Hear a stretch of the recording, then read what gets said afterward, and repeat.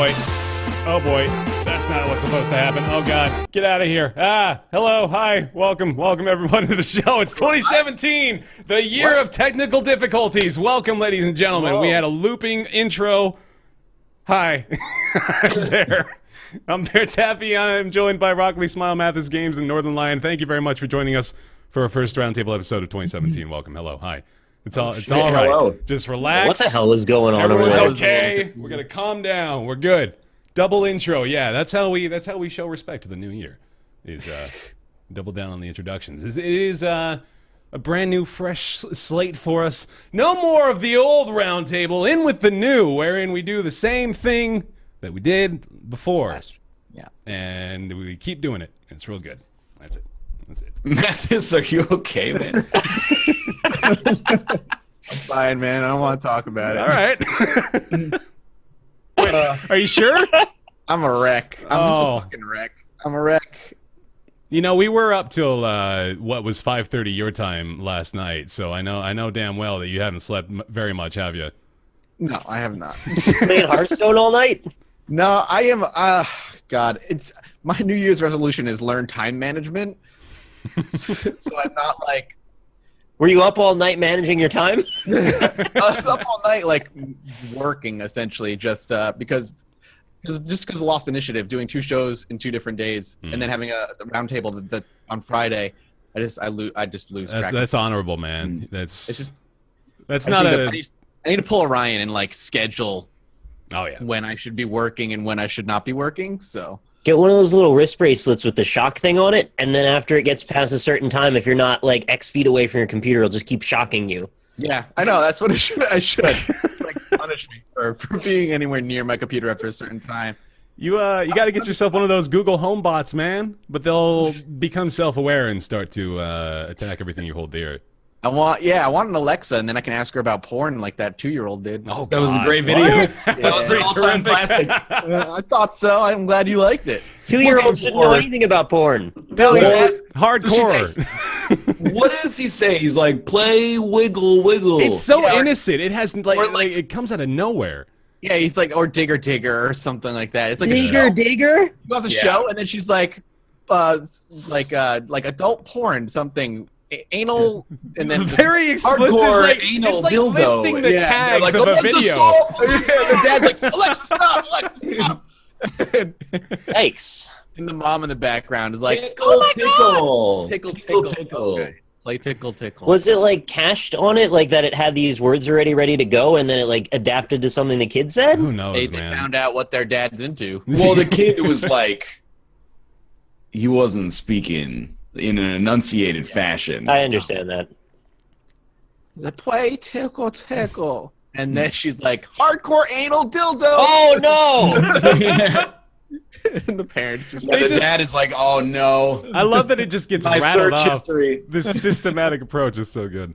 The phenomenon, of course, today now, though, I don't know how much you guys have really caught of it, but there's these 2 Google Home devices that are just having a conversation with one another on Twitch today. There's like 25,000 people there right now if you haven't checked it out. It's C-Bots Chat or something like that, I think is what it's called. You can link it in the chat. Oh, man, it's crazy. My favorite touch on that is that they keep changing their names, and then they like the bots keep calling each other different things, and there's a Post-it note on the front of them, and they write the new name of what the last name the bot called the other one. You can keep track. There was an exchange where they changed names like 4 times each within the course of 5 minutes. Like, what is your name? I'm Jason. What is your name? You're not Jason. Tell the truth. They keep accusing each other of falsehoods, too. It's the best. It was so sad. The one proposed to the other, and then they're like, I want a divorce immediately after they got married. It was like, I'm leaving. Why do you want a divorce? I'm leaving. I don't love you anymore. It's just like real life. What is happening? That's been most people's mornings, I think. But we'll move into the more serious conversation now. On the docket today, we're going to be discussing the top 100 best sellers of 2016 according to Steam by gross revenue. GDC Award nominees announced. We've had this conversation a few times already, so we're going to be pretty brief through that one. But it Inside, Overwatch. You know the drill. You know the drill. We're going to be talking about our most anticipated titles of 2017 as well, so that should be an exciting one. Nick checked out Glittermitten Grove. I had to practice that you pronunciation. enunciated it very well. Did. Hey! Try to say that 5 times fast, chat. And he also played the game within the game, which we'll talk more about once we get there. Oculus Touch as well. He has picked that up too. We're going to be discussing that for a bit. Along with the big one this week, The Binding of Isaac Afterbirth Plus has come out as well. Oh, look at that. Fancy things. Before we get into it, I am hearing tell that perhaps they may be superior even to the Vive handhelds. Do you have a foretelling opinion there? I still haven't used the Vive, but I have to say this has pretty much completely redeemed the whole thing for me. So we'll elaborate later. Mm-hmm. All right. So I don't think you guys have familiarized yourselves too much with this list, the top 100 bestsellers of 2016 on Steam. So we're going to play a fun little game here. We got 12 platinum sellers, according to Steam, the ones that sold the most throughout the course of the entirety of 2016. By Platinum Games. Bayonetta. Games. Mm-hmm. So hold on, let me get this. Witcher 3. So yeah, let's whittle them down, shall we? Let's hit it. Witcher 3 is up there. It's 1 of 12. What do you got? Jesus, of course it is. Counter-Strike Global Offensive. That is 2. I'll keep your tally. Keep your tally. Oh, I know one because I remember reading an article about it. Isn't Left 4 Dead up there? Or is that in gold? That is a gold one. Yeah, so that didn't quite make it up ridiculous. There. Yeah. There's a couple of surprises on here. There's some of the long-time favorites, but there's been some new entries that might surprise you. Oh, there's some Call of Duty ones. Call of Duty did not make the top 12. Whoa! Grand Theft Auto 5. Grand Theft Auto 5 up there for sure. Fallout 4. Fallout 4, yep. No Man's Sky. Oh, wait, no, hold on. Yep, you got Fallout 4. Okay. No Man's Sky, yep, is up there. One of the platinum sellers. That is still, I know I should have expected that, but it is still pretty surprising to me. No Man's Sky probably hit platinum in its first week. Oh, man, yeah. There's got to be, some... We're at 4? I think we're at 4. That's 5. We're at 5? Okay. Big survival stuff. I would almost think that, but maybe that's in gold instead. I was thinking King of the Kill, but that might be in gold. That's in gold, I think, yeah.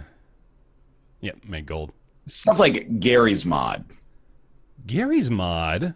I don't think I see it even in gold this year. That is implausible to me. Let me have a look. Let me have a detailed look. I'm not seeing it, man. It dropped off. Skyrim also not in the platinum this year. What? It's a new era, man. That's what I'm telling you. A couple of surprises. All right. I'm so out of touch with what the people like. I have no idea. We're so old. It's great, isn't it? In the platinum. Is Doom up there? In the platinums, Doom is not up there now. Doom did make gold, which is I'm actually pretty happy to see Doom make gold. Dark Souls 3. Dark Souls 3 is platinum. Good guess. Good guess. Mm-hmm. Oh, there's one in there that we will never guess, and it is like a free-to-play MMO bullshit. Unturned. No. Trove. What is it called? Trove. That sounds fairly familiar. We're halfway there. You got 6 left. I'm just down to one hand here. Ark. The dinosaur game. Ark's not up there, man. I think they did make gold this year, but I think they are sent dropping me up so a bit. many emails. I figured they had to be up there. Okay. Civ 6. XCOM 2. Civ 6, XCOM 2. There you go. There's 2 more. Those are well-deserved games. Yeah. Well deserved. All right, so you're down to 4 left. Paladins? No.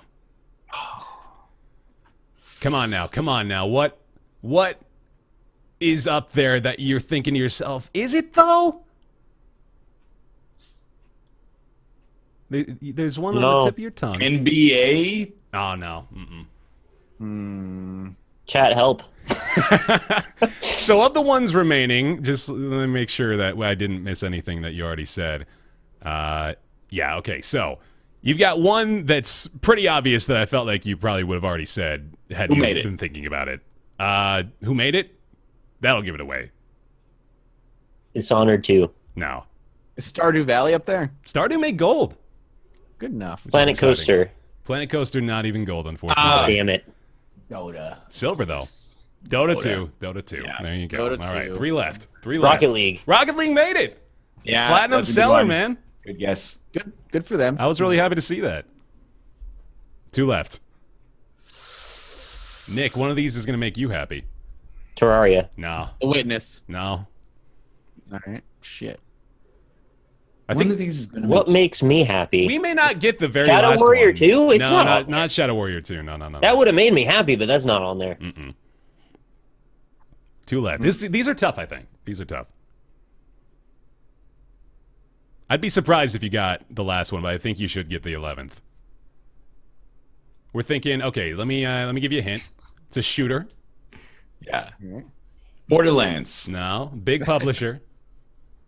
Borderlands Okay, 2. That eliminates like two things. Not EA, because, you know. Yeah, Origin. I don't know if I can give any more hints. Nick, you Far Cry Primal. You've been craving this one, man. I've been craving a shooter. You've been craving it with us. The Division. There you go. You got it. Oh, that sold well? That's sold to platinum, if you can believe it. I didn't even think that was on the radar. I know, Yeah, yeah. The Division, either. platinum seller this year. Pretty surprising. Wow. Then the last one, weird. I'll be blown away if you get it. So I'm willing to That's give you the guys free the to play benefit like of the doubt there. MMO thing. No. This one is just one that just we completely are not the audience for at all, I guess. But I know a couple of us have played it. I think Rob actually has played a fair amount of it. Throw it at me. What is it? Total War Warhammer. Oh, really? That I would not have expected that. Yep. I played that too. It's actually Very really, odd. really, really good. I've heard as much. Yeah, it's got mixed reviews, but I've only heard like pretty good things about it. Well, it's because I think people were mixed on it initially. It's because they released the way those games get around like M ratings or like adult only ratings or whatever is they'll release the game and then they'll release a like 99-cent or $2 DLC, which is like the blood and gore pack Oh, where okay. heads get ripped off and stuff. Like, well, it doesn't make the game AO because it's a DLC thing. I So see. people are pissed about the DLC I see. Okay. about the game. Interesting highlights from the gold segment. Stellaris actually made it up there in the gold sellers. Deserved. Rainbow Six Siege, another one I think we all enjoyed quite a bit. You got Rise of the Tomb Raider, which I really loved. I kind of wish I'd gone back and played more of that. That was a gorgeous game. I should have given that a little bit more praise this year, honestly, for our Game of the Year conversation. 'Cause I had a really Hitman's good probably in time with gold, I'm assuming. that. Hitman did not make gold, unfortunately. It doesn't- Hitman, I think, is destined to be one of those games where, like, there's movies like this, and I'm struggling to think of one where, like, the first one comes out and, like, it kind of makes, like, $10 million at the box office, and then the second one comes out and it makes, like, $100 million. Like, Wonder if John Wick will be like that. yeah, something along the lines of John Wick. Like, it became a cult classic in between the release of the two. Dread is similar, but I don't think Yeah. that's a sequel. So, like, I think that Hitman is primed for success in the future, but the first season has been, like, a slow burn. Yeah. That makes sense. Black Ops 3 is in gold. I don't see Infinite Warfare. That's very odd. That is really surprising. Infinite Warfare not even in the silver list. People only wanted it so they could play Modern Warfare. Yeah. People Yeah, like that's Modern why. Warfare a lot more than the new one, apparently. I think Call of Duty. I'm not sitting here going to shout for the rooftops. Call of Duty is dying, but it's on its waning phase. I think of like finally. Yeah. It's had a good run. I mean, Jesus. Yeah, I mean, it's still a top seller in the world. Yeah. Dead by Especially on Daylight. PC. Like, Don't get it on PC, by the way. Like, if you're looking to play multiplayer, the scene is like nearly dead. Oh, Call of I Duty. have the revised Modern Warfare 4. There was like 3 games. Oh, man. Crazy dead. It's a bummer. But yeah, again, as we mentioned, Stardew up there as well. Well deserved. I've been reading a lot of praise about Concerned Ape lately. I'm hearing great things. you made 30 under 30 man. Oh, really? That's That's fantastic. Kudos to you. That's real cool. He's been one of these days. providing huge. Yeah, right. Okay. He's been providing like huge patches to the game, adding a ton of new content, and it's over on consoles now. It is my game of the year, Stardew, which I'm not. I saw the podcast I wasn't a part of, and Ryan being like, "I'll be Mathas, hang on, Stardew Valley." Yeah, it was my game of the year. Hell yeah. All right. Warframe was on there in the gold sellers. And then what else? I think I mentioned all but one probably. Team Fortress 2. Yeah, there's your other. TF2's up there. That's not surprising. Still kicking, huh? Indeed. Good on them. Watch hasn't killed it. We got Civ 5 in the silver, man. God, you mentioned that. Well, Skyrim did make silver too, so that is indeed time for the new model to roll around, right? But goddamn, Civ 6 platinum, Civ 5 silver. That's absurd. And that's probably because Civ 5 was on sale like for 50 cents a million times. Right? Yeah. But like, good year for Firaxis. Oh, absolutely. Between that, XCOM 2, Still I'm sure ours. Enemy Within probably got a sales spike after XCOM 2. So like that's like 4 games that did pretty well. I really am excited for like some beefy XCOM 2 DLC. Because I was doing my Game of the Year video finish up last night, and I was doing the XCOM 2 footage, and I'm like, I really want to play that game again. Yeah. Then I saw footage of the final mission. I was like, except for that part. Well, they announced Long War 2 is coming. Oh, yeah. I'll definitely download that. Long War is totally fucked. Like, it's hard. so hard. Yeah. Did you finish the Long War playthrough on your channel? It can't be done by an average man. You need to be like a super XCOM player. It's so hard, so much harder than the base game.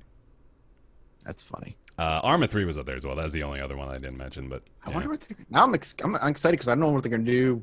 Because managing the Avatar project early on in XCOM 2 is a challenge. So I can only imagine how much harder it's gonna be. All right, that was fun. I like looking at this list, man. Kudos to all the successful releases of 2016. And let's keep talking about some of those, shall we? Let's get into the GDC nominees. So, again, as I mentioned, this has been a conversation that we've more or less had in some form or another for the past 3 weeks. So I'm not going to spend too much time on this one. Suffice to say what the actual nominations are and break them down real quick.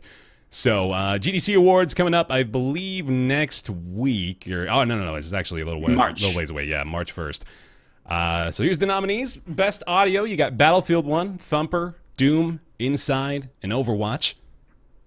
Pretty much the same conversation there. I want to give it to Thumper, honestly. Like, Doom has been winning quite a few of these audio awards, probably with good reason, because that soundtrack plus the sound design is pretty unreal. But Thumper just did some fun things this year that I really want. It's been getting some praise, but I think it's deserved as well.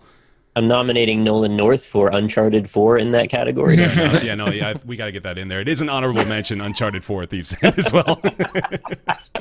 I'm just playing. Yeah.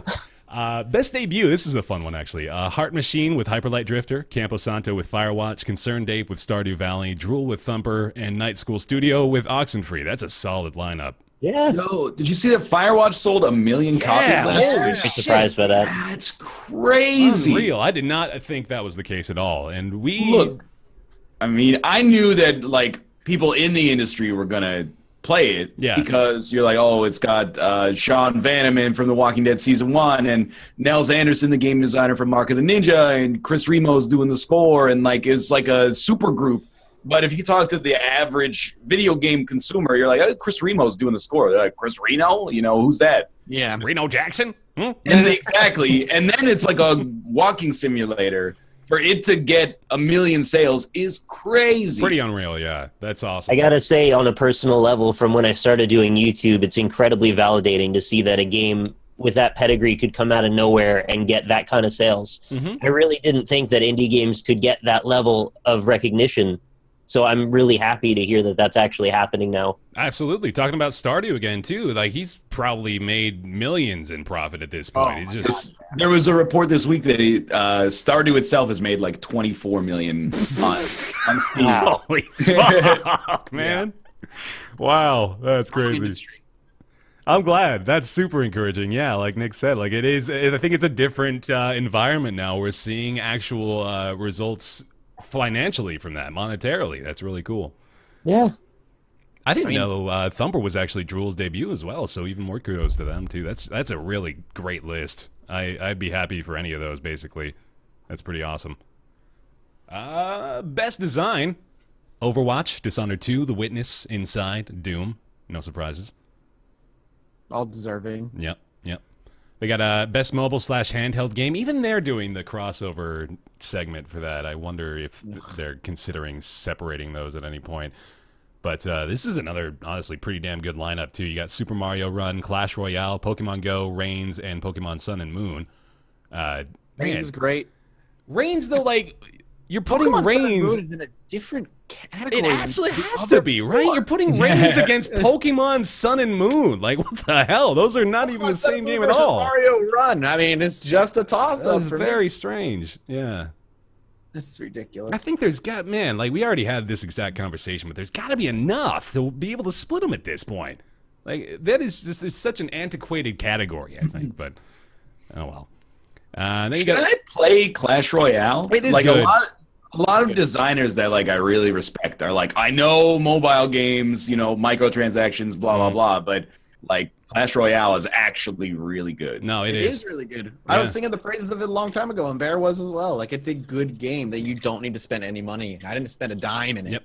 I played it for like over a month or two, and that's good for me. So I've got like no qualms at all with Clash Royale. I feel like I should, and maybe you do too. Like, I don't know. There's like just a weird reservation there of this isn't. I'm not supposed to like this. Why am I playing so much? But it's really good. It's like it's well designed. It's fun. Innovation Award. You got The Witness, Inside, No Man's Sky, Firewatch, Pokemon Go. I don't want to be rude. what was the first one? The Witness. I want to be rude, but this is a genuine question. Why is No Man's Sky nominated? Like, For their technology. what did they innovate? I'm wondering. What was How to lie professionally. how to advertise? It's very weird to like to be the guy who's usually like the most pro dev probably, and like, yeah, they took your money, but give them a break, you know. But like No Man's Sky to watch during like the Game of the Year awards coming in, the botched release be walked back and have people like put it on Game of the Year release or lists and like say that Hello Games is like, you know, one of the strongest developers of the year for living through adversity is like there is a narrative in the industry that like to some extent gaming journalists are betraying their primary audience, and for the most part I'm like, I think that's an overreaction. But then when you're like, this game that they like lied about and sold 1 million, like probably like 4 million copies of, Platinum seller. yeah, now like you're like, well, you know, they did good by their fans after release while they were getting shit on. I'm not saying they should have been shit on, but also like it's kind of a slap in the face, I feel, that after all that, like they don't make like the biggest, you know, wet fart story of the year. They're like, let's give these guys an award for betraying what they promised and then like not just disappearing, I guess, with the money. I think They did disappear forever. Right. They came out with like a half. I want to give them like a little bit of a pass on that one because they did what I think was the right move by both their and our view, which was shut up until you know exactly what you've got. And then they did that. They should invert. I mean, here we go again. But like, yeah. Why don't you shut up before release and then after release be open and be like, hey, well, here's what we're gonna do to fix it. But yeah. But more to the point, I would be kind of shocked to see No Man's Sky win this innovation award over things like The Witness, Inside, and Firewatch. Like those Definitely, I think I would give it to The Witness. The one argument I think you should recognize for No Man's Sky is the procedurally generated soundtrack, at least. I don't know if that's something that people are necessarily going crazy about, but if there is un-innovation in the game, it's probably that. Okay. Yeah. That was a genuine question of like what would be considered the innovation. Well, I was thinking the whole time that you guys were talking about Yeah. what could actually be innovative, and that's maybe the only thing I can come up with. Yeah. So that makes sense too. But at the same time, like that is not enough, you know, to put it on a pedigree above these guys. I think Witness should take it. Yeah, I'm kind of with you there actually. Like Yeah. I'm leaning toward Inside, but I think Witness might actually deserve the innovation I'd say, award. I mean, Pokemon Go, like, Yeah. Pokemon Go is, I think, my runner-up, to be honest. Yeah. I think Pokemon Go is where I would go for that one. As much as I think, like, I mean, Kate is still playing it, and I watch her play, and for me, I'm like, the mechanics are not interesting at all to me. Sitting, like, you know, on a park bench, like a Charmander just popped up, swipe towards the Charmander, you got a Charmander now. Like, that doesn't interest me at all, but I think it is innovative in the way that it got people engaged with their environment. Yeah. Best narrative. Last Guardian, Oxenfree, Uncharted 4, Inside, Firewatch. I'd assume Uncharted 4 is going to take this one I'll home. probably win it. Wait, can you repeat the first two? Last Guardian, Oxenfree. I need to play Oxenfree. Me too, like, actually. Yeah, loves I've heard that so many game. things about this now at the end of the year with Oxenfree. Like, everybody's got it on their list. I think I missed that one. I am not actually opposed at all to The Last Guardian making an appearance on this one. If anything, this and or like art direction / visual art, which it is also actually nominated for, it's a pretty good narrative. I don't think it's the best one on this list, but I'm okay with the nomination. Yeah, Inside belongs up there for sure. Firewatch obviously belongs up there. Oxenfree, though, yeah, I think we all missed the boat on that. It's the point where I'm looking at it right now and Steam. I'm like, I'm probably gonna go buy this. It looks great. It really does. Like I really don't know how it slipped under all of our radars, but yeah. I feel like there must have been some better narratives than those that happened this year, though. I don't know. I can't come up with one off the top of my head, but I feel like those weren't my first choices. They're good. I guess Firewatch, sure. Firewatch, I mean, is like a shoe-in, I think. And then the narrative of The Witness was. The Division definitely belonged up there. The narrative was not the strong point of The Witness. Rainbow Six Siege, I think, has a really good narrative. Yeah. It's like, yeah, we have to protect the biohazard. We gotta save the people. I think it's hostage inside. Yeah, it's cool to contextualize those RC cars in more of a serious way, right? Because everyone takes RC cars as like a toy. Yeah. But in this case, they're a weapon of military warfare, and I think That's it's cool that they're finally recognizing that in the industry. yeah, that's good. Yeah, best RC cars definitely goes to Rainbow Six Siege. I think 2 Rocket years League might make a runner-up appearance there, though. And Fuck you. Black Ops. Well, I mean, if you talk about narrative, though, think about the narrative of you guarding the hostage and then putting a bullet in their knee. Yeah. Oh, that sure. No, that turns everything on its head, man. Like, that dude had a family, and now he's got a broken fucking leg. Yeah. Best technology? You got Battlefield 1? No Man's Sky. no, why? What? They have no credibility now. This is stupid. Overwatch, Doom, Uncharted 4. Doom is up there. Uncharted 4 definitely up there for. Chat, you can you best tell technology. I'm reading this Best list for the first time? technology? Can you tell? What does technology mean? That's a good I would question. assume engine. Yeah, I would assume engine as well. That's why I said Uncharted 4 is like a really, really. It's gorgeous and it's impressive. It ran like shit, and it looks bad and muddy. Let's What are you talking about? No Man's Sky. I thought you were talking about Uncharted. I'm like, No. No. Yeah. No, everything on this list is great apart Crazy. from the big glaring issue. What is the justification? I'm trying to figure it out. Best technology. 18 quintillion planets. They There's your created a justification. periodic table. Like, what did they do? What did they do? There's like a whole other level of politics happening that's resulted in that being on that list that's out of let's get disconnect with reality. I'm not trying to be Melting like. my mind. I don't Welcome want. I don't to want No to Man's hammer this nail in anymore. I'm like, genuinely flabbergasted. We don't have an answer. That's the thing. Like, the game is shit. They Ugh. don't deserve to be on this list. That's Whatever. where it is. All right. Best technology. Uncharted 4 will probably win. Best visual art.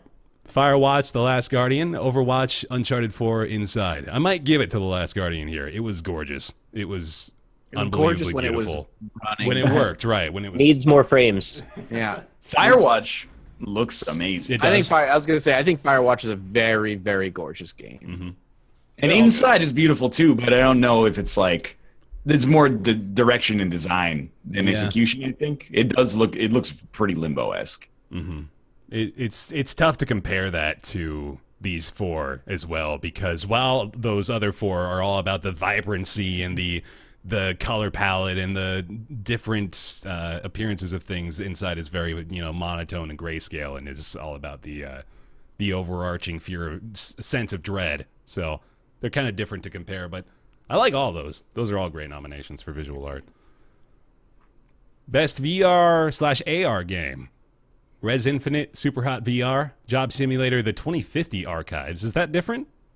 That's the whole name of the Job Simulator. Oh, okay. game. Pokemon Go and Fantastic Contraption. Actually got a nomination. That's cool. I've really got to play Superhot VR. That's been on my short list for a long time. I was gonna say I've heard Superhot VR is like incredible, Mm-hmm. but I haven't had a chance to check it out yet. But so Job Simulator is my choice. Job there. Simulator, I keep hearing more and more about it now that it's like a I've year played after its release. Oh, you did play it too. Great. Okay, let's talk about it then. Ryan, you played Fantastic Contraption. You didn't play it in VR though, did you? I did play it in VR. Oh, yeah. cool. Yeah, no, Fantastic Contraption is like extremely cool. Mm-hmm. I'm surprised that it's gotten attention as far as the Vive library goes, but I'm surprised that it's not like one of the games that people always mention in like the top 3. Like everyone's always like Job Simulator and like Super Hot Now and Space Pirate Trainer. Space Pirate Trainer, and I'm trying to. There's more like Elite Dangerous now and like other stuff. But we should talk about Elite Dangerous later. By the way. Oh yeah, we should. I watched that reveal, and even not knowing anything about it, I was like, "That's a cool way to do that." That made me want to play it. Actually, that looked really nice. We'll talk about it for sure. But I'm kind of surprised that it hasn't made it into like the. I'm not saying it's the best game of all time, but for me, when I was playing around with the Vive, I was like, "This is the stuff I want more of." It's like an engineering problem. In VR space that feels like extremely tactile. And as someone terrible with like spatial awareness, like it actually felt like a good teaching tool for me. I was like, I can apply like a force in a dimension and then see how it actually affects the implementation of this thing. And then it's consequence free. Like I just hit the button, it comes back to me and I change it again. Was there much depth to it? Because I was reading up a little bit, and one of the common complaints I saw was that there was very, very few things you could actually do to create a setup. It was just like rods and wheels. Yeah, there were rods, wheels, and I actually think... But there was like one more that I saw, and it's like... It's a different kind of rod. I don't remember what it was, though. Like if it was less tensile or something, but... lack of depth. Yeah. I mean, lack of depth I can understand. And I haven't played the whole thing, but I also feel like every VR game right now is kind of the other thing is it requires floor space, right? Like you can't play this sitting down in any way. No. Yeah. So if you don't have a setup for that kind of VR, you're kind of alienated from even playing it, which is what's stopping me from playing it, unfortunately. Right. Do you think go ahead. Do you think the majority of VR consumers at the moment are limited in that way, or do you think a lot of them are playing with the available space? I mean, I would think the majority of Vive users have the floor area or room scale, but there's probably some people who bought a Vive and are just sitting down with it. There is seated VR on it, so not a fantastic contraption though. Mm-hmm. Out of that list, I think probably Job Simulator ought to take it home. It deserves all the praises. Great. Game of the year. There's 5 of them. What are they? Overwatch, Uncharted, Inside, Firewatch. Ooh, well done so far. You don't want to be 4 for 5 now, do you? Titanfall 2? No, you missed it. 2? It is a 2. Which one though? It's a 2. Which one? Which one? Uncharted 4, Overwatch, Inside, Firewatch, and it's a 2. Dishonored 2. Oh, right, of course. Mm-hmm. Honorable mentions: Doom, Battlefield 1, Last Guardian, Titanfall 2. And The Witness actually got an honorable mention for Game of the Year. No Man's Sky. Yeah. Last Guardian being honorable mentioned is, weirdly enough, kind of where I would put it, because it doesn't deserve the award, but it has so many great elements that are worth noting. I'm going to go with Overwatch still. I haven't changed my opinion. There you go. Yeah, that's it. It's the GDC Award Nominees. The actual presentation takes place Wednesday, March 1st, 2017 at 6:30 at the San Francisco Moscone Center. And that brings us to our most anticipated games of 2017. Actually, before we do that, let's talk about that badass Elite Dangerous encounter, man. Oh my God! So tell me all about that, Mathas. So for those who don't know, Elite Dangerous really focuses on like hyper realism, well, as real as you can get for a sci-fi game. It's all about, there's no aliens, it's just humans and humans expansion into the stars, this, that, and the other. In the very old Elite games, like the first 2, though, there was an alien known as the Thargoids, and they were around. You only ran into them sparingly, and it was always a hostile encounter. And then the games after that, they disappeared, and like nobody knows why or where they went. For months now, in Elite Dangerous, there's been hints that there's like the Thargoids are around, there's aliens around, there's like weird barnacle-looking growths on some random planets you can go check out, and they make weird noises. At one point, a few months back, somebody found like a mysterious beacon that like fucked with their ship's systems. But was it yesterday? Yep. A player was going through space, and all of a sudden, as they were going through hyperspace, going to their next location, their sensors went off, and they got ripped out of hyperspace and like thrown randomly, and they were spinning around until their whole ship got shut down. And out of nowhere, like this wormhole opens, and this gigantic, huge, like, alien ship comes out of it and scans them, and then throws their ship off course, and then opens a wormhole again, and then just leaves. And the sound design of the whole encounter it's so good, man. Oh my god, so good. When it opens, like, just that low humming, just like it's a very bassy sound as it comes through the wormhole, and yeah, that's the very first encounter with aliens in Elite Dangerous since they've been hinted at since before the game even came out. The developers were like, maybe Thargoids one day, and now they're here. And people are wondering, is a war going to start? And the developers have said, a war will start if you deem it, like if you do it. So it depends on how the players will interact. So with yes. Basically, humans are going to shoot them, I'm sure. But like if the players for some reason decide not to attack them, there's a chance that it might not. But there's very likely. But it's a video game, so yeah, there's very likely a war will start to start with the aliens. So there you go, Chad. It was I've been really teasing cool, you with the video, but there it is. cinematic. It was It awesome. was a cool scene. Yeah. If I was in the position of that person seeing that for the first time, I probably would have been terrified. Oh 'Cause God, the way they right? set it up was actually really chilling, like Yes. creepy. You know? Genuinely, like that is a very terrifying moment. I was just thinking about if I had run into that in VR, I would be fucking Yeah. losing my mind, dude. Like, oh my god, like Mathas said, the sound design on this video, I wish I could let you guys hear it on the stream, but oh, it's just so completely encompassing. It's like you can't take your eyes off this thing as it's unloading its massive energy pool, and oh, it's so cool. I want to see him so bad, and like I love how they did it. It's such a unique and awesome experience for these people that got to see it for the first time. There's nothing like that in games anymore, you know? Yeah. Really, The community is buzzing like maybe it wasn't a Thargoid because it didn't attack right away. Just scan them. Is it a different alien? They don't know. uh-huh. It was really, really cool. So the Thargoid shows up, threatens you a bit, and then just bounces. The thing, it's cool if you know a little bit about ED too. I'm not really that versed in it yet, but I know well enough about how a few of the different ships work. But even in a pretty high quality, like higher end ship, that was an Anaconda, I think. yeah, like it can't chase it down. It's such a fast moving thing, and it looks so cool, so organic and lifelike, moving through the stars. It's just it's awesome, man. I loved They it. probably don't want their game abbreviated ED, just to be fair. No, I think they do. I think they do. Play it enough so your dick don't work no more. Elite Dangerous. Yeah, it's pretty awesome. I'm looking forward to seeing more of that. I want to see more of that kind of stuff too, man. Yeah. Those big Elite reveals Dangerous like that. needs that kind of stuff because I played it a lot, but eventually it does become like trucking simulator. Yeah. Where you're kind of going from point to point, doing the same thing, fighting some NPCs. The game needs something interesting to happen because the developers are very intent on not letting the players have too much control over the galaxy. Like they want to craft their own stuff. Unlike something like Eve, where Eve is like, do whatever you want. Yeah. So if they're going to not give the control to the players like the players really want, then you need more of this stuff happening to keep players interested. I did notice that was kind of a common theme in the subreddit of, wow, this is going to make me reinstall. Like, everyone's just been waiting for the next actual thing to happen in the game to go back and play it again. But Yeah. it's certainly exciting. All right. Enough about that. Let's talk about 2017. Honey Pop and Pache. Sorry. An asshole. That's not bad, though. I like Honey Pache.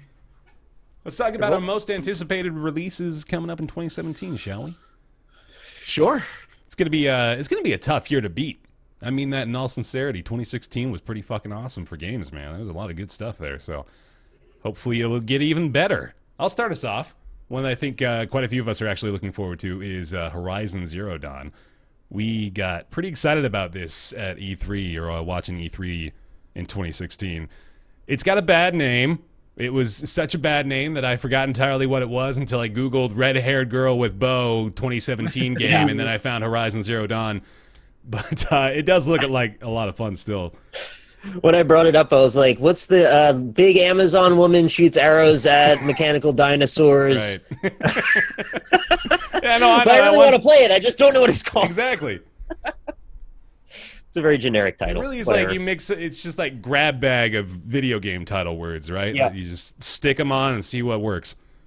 And it's not just based on the premise, but I watched some gameplay of it. Actually looks entertaining enough. Like there's some puzzle elements to the combat, so it's not just straight up resource gathering and climbing on shit. Because otherwise, it would just be another Ubisoft game. Yeah. Right. So, you know, I think the combat looks unique enough. I really like the aesthetic. I think it's cool to combine the sort of techno dino elements together. Works pretty well, I think.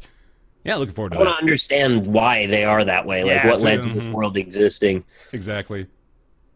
Hacking those is an interesting concept as well that just came to mind. I'm sure is going to make an appearance, given that, as you mentioned, it's a Ubisoft game.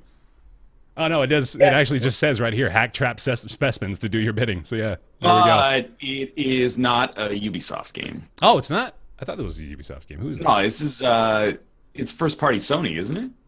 Oh, yeah. It's developed by Guerrilla Games. You're right. Yep, this is it's not a Ubisoft game. Yeah, it's just comparing it because of the premise. Sort of seems like one of those games where you wander to the top of mountains and look at a region. I was actually pretty sure it was, but yeah, there we go. It is a Sony game after all. But yeah, I am looking forward to it. Looks pretty good. Ryan, one you're looking forward to this year? Yeah, controversially perhaps, and I know that this developer is not widely loved in today's gaming ecosystem, but I think that Detroit Near Human looks kind of cool, and if it is well received, I will probably play it. Mm-hmm. That's this year. Yeah. I have a tolerance for a game being up its own butt to some extent, I think. Like, so for Quantic Dream, I think I can get down with it. Yeah. You're not a David Quantic Cage Dream. hater. I usually like the first 2/3 of all of their games, and like the last third of it is just a fucking disaster. Did you play Beyond Two Souls? No, but I watched Kate watch someone play it. That's enough to have a valid opinion, I think, right? Yeah. You couldn't have just indirectly just watched it. You had to watch it through Kate. No, you weren't even watching the game. Oh, all right. Yeah, that makes sense. It was in Korean, so I wasn't garnering too much information from it on the fly. Mathas, you got one? Well, did you say Resident Evil 7 yet? No, not yet. You're taking Nick's away from him, though. I'm taking Nick's away, yeah. I took 2 of his already, man. Yeah, that's fine. That's it, Nick. You don't have any games to look forward to anymore. Sorry, buddy. It's over for me. Yeah. I'm looking forward to Resident Evil 7 for obvious reasons. It looks like it's going to be a really good horror game. It's been a while since we've had a really good AAA horror game. So Resident Evil 7 looks to be doing exactly that, and we're just weeks away? Weeks. Yeah, it's in January. 24th. Shit, dude, that's nuts. Yeah. I just found out you can order blood-scented candles, so I'm going to be getting that for the 4D experience. I'm going to light 7 of them in a pentagram shape around me when I play the game in VR. That way I can actually become a demon. And then the next day on Livestream Failed, streamer accidentally burns down. Yeah. With blood-scented candles. I was going to say, you do that, man, just start opening Hearthstone packs. One or the other, who cares? In VR. Yeah. Yeah. That's the new wave. I'm not joking, by the way. There's really blood-scented candles. Oh, yeah, no, I want you to have those. Mm-hmm. Can you nail down for me, like, what's the thing you're most excited about for Resident Evil 7? The presentation. Okay. The combination of it being, like, so visceral and so atmospheric with the usual, like, search and find kind of Resident Evil mechanics, it makes for it sort of like a horror escape the room kind of thing, which I find very compelling. Yeah. I remember you saying that, actually. Mm-hmm. Sweet. And there's a bit of mystery to it as well, which is not as much a thing that Resident Evil's had for a while. I mean, yeah, there's always been this underlying, like, is there a technological laboratory under this mansion? Like, yes, there always is. We get that part. Right. We don't know what the fuck's going on with this mansion. Like, there's just some other shit going on that hopefully will be confusing and mysterious. Hell yeah. Nick, yeah, so you had 3, right? Yeah, well, Good. So my other one, I guess, Neo, I'm looking forward to quite a bit based on what I've heard of it. I have not watched or seen much to do with it, but I know it's a kind of samurai Dark Souls-y kind of experience, and I never seem to get tired of that sort of gameplay. I heard it's very hard, hopefully leaning more towards the Dark Souls sort of hard instead of the Bloodborne sort of hard, but It is very hard. I don't know yet. All I can say is I'm looking forward to it optimistically, and I'll definitely be playing it at some point. I'm like Neo. Oh, yeah. NIOH. I played that. I played it like guess almost a year ago at E3, and my perception was like, for the first like 20 minutes, I was like, cool, this is like Dark Souls. And then after that, I kind of got like a Lords of the Fallen vibe, where I was like, it's close enough that it almost hits like that uncanny valley where I don't know if it does enough of its own thing to be that good, and instead it just kind of comes across like an imitator, except it's got a cool combat system with the way that they use stances. Like there's a aggressive stance and then a defensive stance and a balanced stance, and then you kind of like you have a rock paper scissors mechanic that happens there, which is kind of cool. But I was like, this is Team Ninja making Dark Souls, which means that the atmosphere of like this is really like obtuse and like I've got to discover things for myself was gone in favor of like this boss is a ghost who's got big old boobs. And, like, this boss is a ghost who's got, like, a big butt. That's fair. To be honest, though, like, Team Ninja had some okay atmosphere in the Ninja Gaiden games, I thought. Granted, you're right about the monster design is a little goofy at times. But I did feel that sense of mystery in the first Ninja Gaiden, a little bit in the second one. The third one I didn't finish because it was really bad. That's a good I don't reason. know what happened to that one. It could be great. It's like, I didn't leave... They're great, you know? Yeah, I didn't leave the demo going like, this sucks. It was more like, yeah, I get what you're going for here, and we'll see what happens when it comes out. Mm-hmm. Was it maybe like... Yeah, I'm just optimistic. I think I actually played the demo for this, too. I recall it being extremely difficult, so if that's what you're looking for, you gotta... It's not coming out on PC, though, is it? No, PS4. No, it's just PS4 exclusive. I think it's end of February. Next month, February 9th. You know what game I'm optimistic for? What's that? Ukulele. Oh yeah. Mm-hmm. That's April. I can't wait for that game. Can't wait. How can you be so hyped though? Like it's another 3D platformer. Granted, I want a 3D platformer, but it's like it's not going to innovate. I don't want to innovate. I loved my childhood was Banjo-Kazooie, and I adore that style of game. And even just playing with the toy box and playing it at E3, like it's exactly what I want, and that's why I'm so excited. Fair enough. Yeah, I'm not expecting it to innovate. I just want it to give me basically Banjo 3, and that seems primed to be exactly what it's going to do, and I'm pumped. And it's got the Grant Kirkhope soundtrack as well, as Chad's saying, which is obviously like key to that particular atmosphere.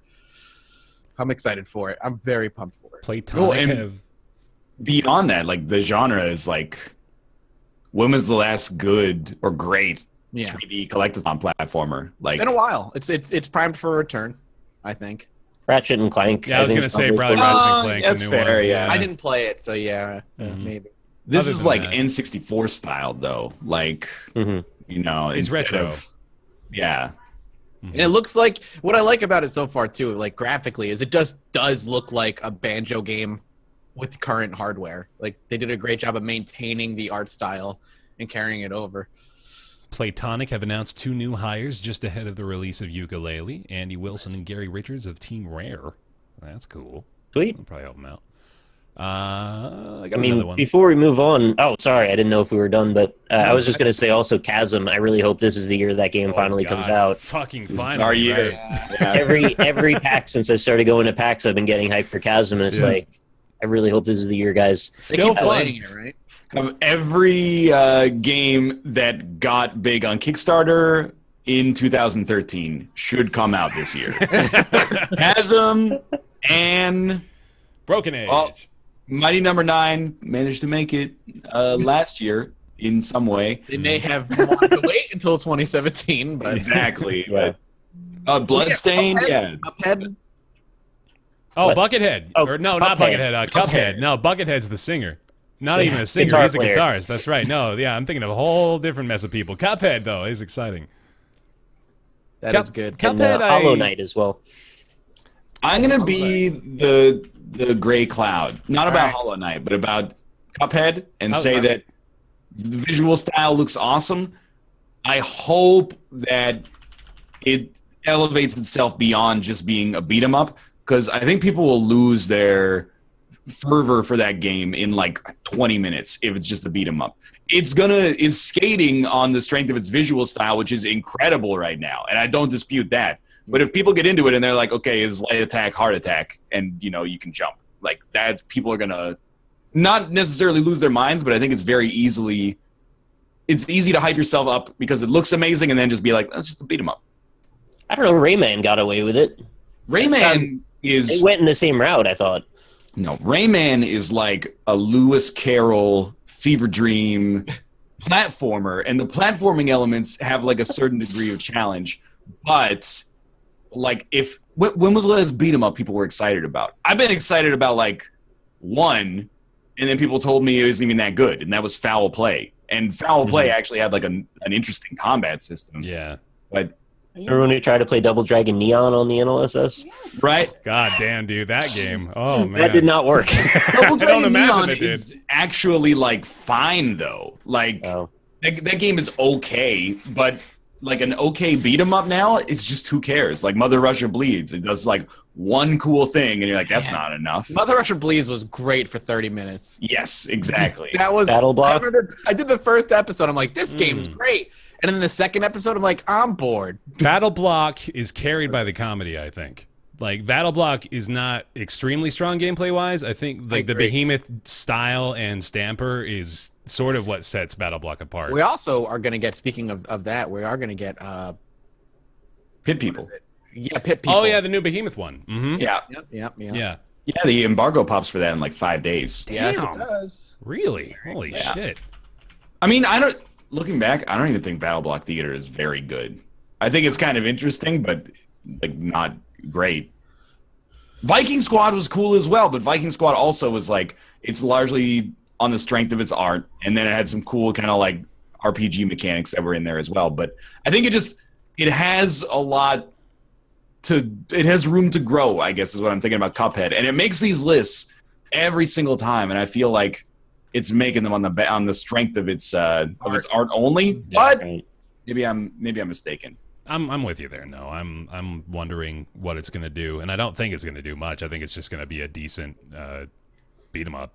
Well, apparently it's less like a walk left to right beat 'em up and more like Metal Slug. So even just that is like I'm okay with that. I'm cooler with that than I am with just walking left to right and punching. As long as its mechanics are solid and not super simple, like Mother Russia Bleeds again is a great example of a game that has its style over substance. There's not a lot there mechanically. In that genre, though, is there much substance to be had at the best of situations? Because I don't think there is. It's a pretty marginally, like, superficial kind of game. Well, the substance isn't to be found in the gameplay unless you're just adding on shitloads of mechanics, but it's to be found within. I guess the way to make beat 'em ups fun is that every level should have like a gimmick. A special weapon or a special power up or whatever ends up being, because if you don't vary up the gameplay from level to level, at least for me, like beat 'em ups do get incredibly boring. Well, yeah, that's true, because like with that whole genre, you've got kind of a very static element at the center of it, which is your playable character, and you've only got so many things that you can actually do with him. Then you've got to kind of design around that, I guess, to make things more interesting that you can come across and interact with. Yeah. As far as others in 2017, I'm pretty excited for the new South Park, The Fractured But Whole. I think it's going to be pretty solid. I played the demo of that at PAX. Yeah, PAX last year, and that was real good. Pretty damn funny. Looking forward to it. That'll be good. I didn't love Stick of Truth. I thought it was hilarious. I didn't love the gameplay. I think the gameplay is much improved in Fractured But Whole.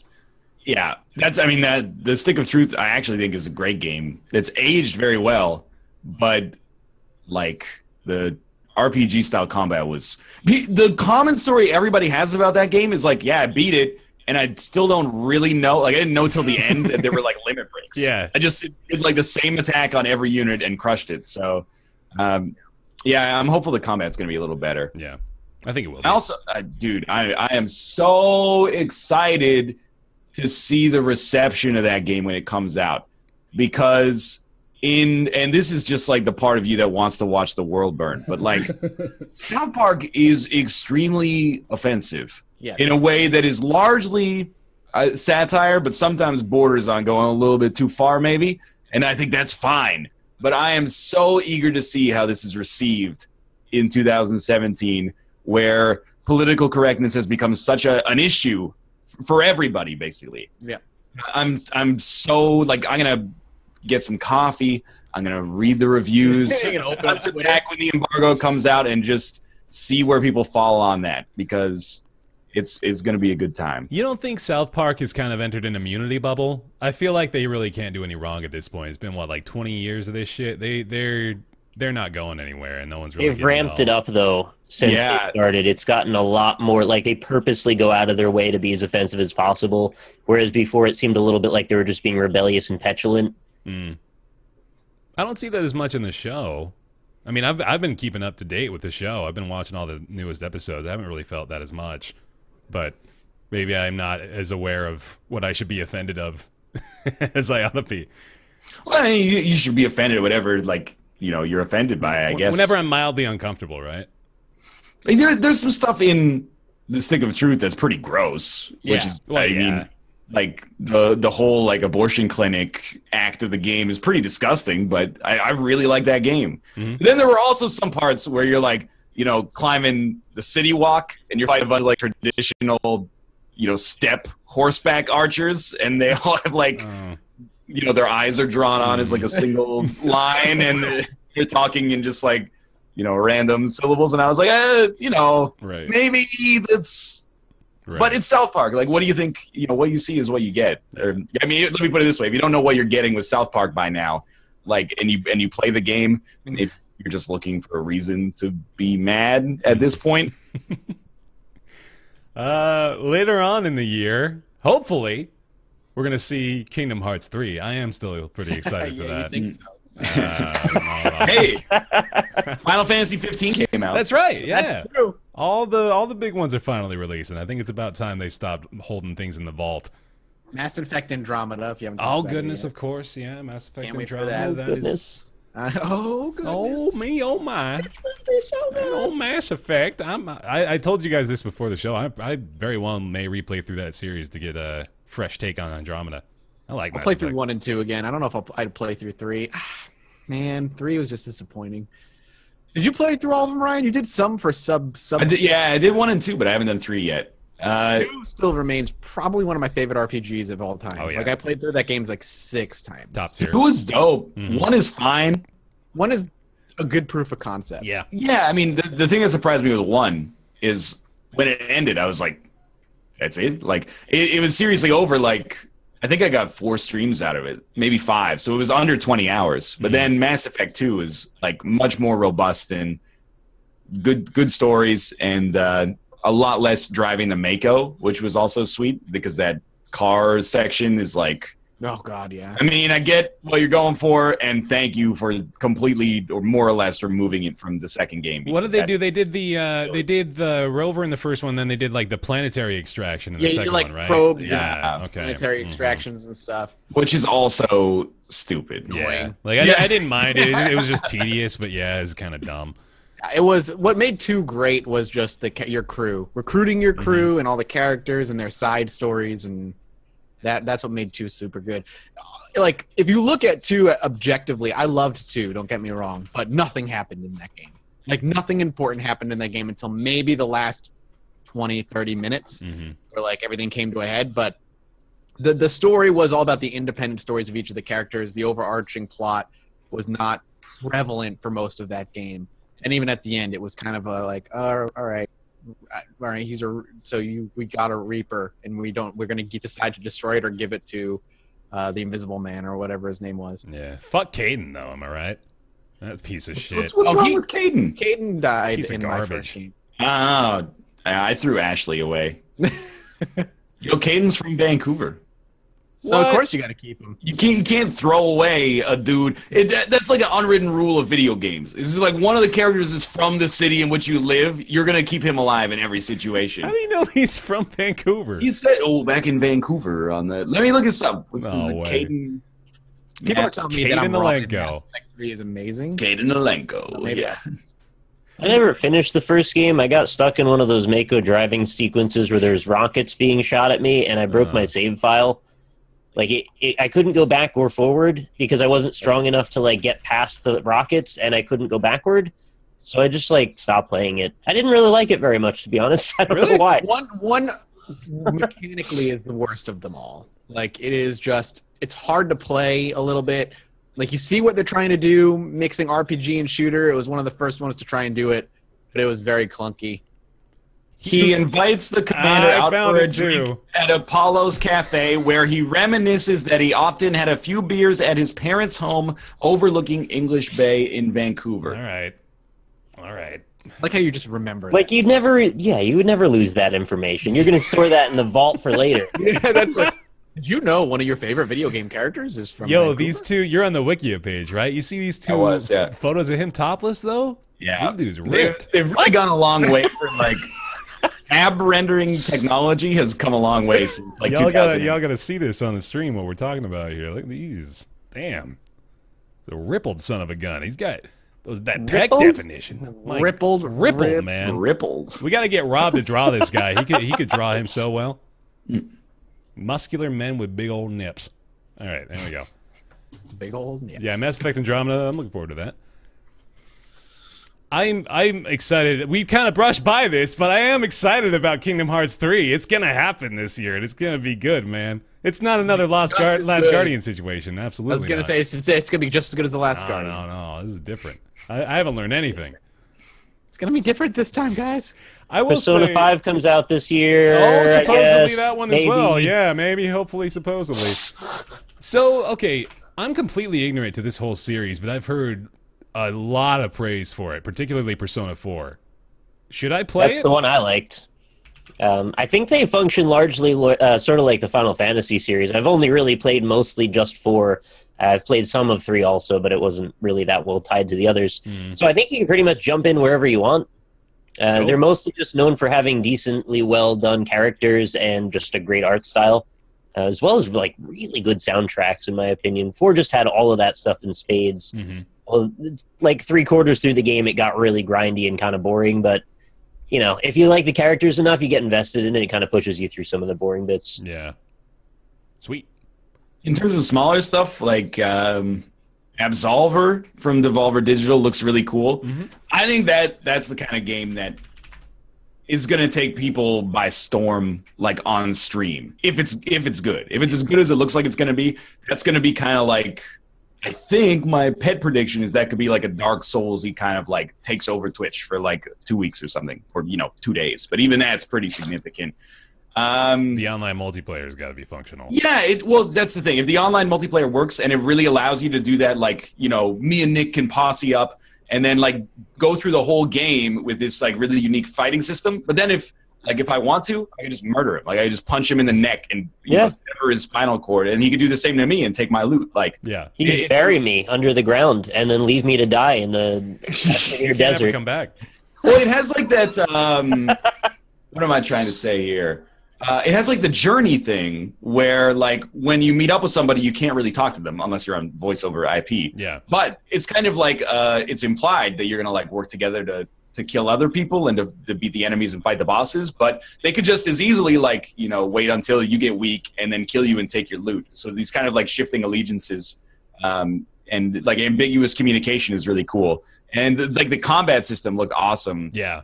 As well. I mean, it was awesome when I played it. Like it's super. Like it's like Magical Wizard Wars, but you don't have to put in 20 inputs every single time. You have to look at what they're doing. That game. I still think Magical Wizard Wars it was too pure for this world, and the industry and consumer base of games has not yet evolved to a point where it can be appreciated. But one day, someone will come out with a game that's exactly the same, and it'll get like 1 million concurrent players. It just needs a shorter name. That's the only problem, man. Yeah, they should just call it like League of Wizards or something. Yeah. Horizon Wizard Dawn. Dance of the Wizards. And Tumbleseed, I think, is going to be really cool. Yeah. You know when that's out? Playing that already. March, I want to say. Tumbleseed they said it might be Q2 of 2017. Yeah, no release date. I think that's it. Any other big ones we missed? I don't think so. Red Dead 2. Oh, goodness, that's a big one. Yeah, that I am. Yeah, it's a pretty small game. I don't think a lot of people like the first one. I'm certainly looking forward to that. I had completely forgotten, actually. The Red Dead 2, that's going to be huge. Well, we're already into like Christmas 2017 now. Yeah, the big time releases. There's probably There'll others. probably we be forgot another as well. Call of Duty game at some point. Maybe another Battlefield game, perhaps an Assassin's Creed this year. Hey, We are getting access. on behalf of the Game Developers Choice Awards and the Game Developers Conference, I'd like to invite you to vote for the winners of the main categories for the Game Developers Choice Awards. 17th annual presentation of the most prestigious honors in video game development. Well, I've already given You my voted. votes Yeah. here live on the show. Just watch the VOD. Puts me in an awkward situation. Oh, how could I forget Agony? I can't wait to play Agony. Yep. Get to go to hell for real. I say that as if I'm joking. I'm actually really looking forward to that. Big ol' hell boobies. Beautiful game. I don't know if the gameplay will be as awesome as I'm hoping it will be, based on the little bit I played in the demo. It was very kind of stealth-oriented, but the visuals were just so compelling that I just didn't care. Like, I just enjoyed being in that horribly macabre environment. It was so well done. Also, we forgot about God of War, which I am actually looking forward to. Yeah, the reboot. And I mentioned Hollow Knight a bit earlier, but I am very much looking forward to that as well. Picture 2D bug-based Dark Souls, like a Metroidvania with melee combat. There's a really 2014 Kickstarter coming to life, Hollow Knight.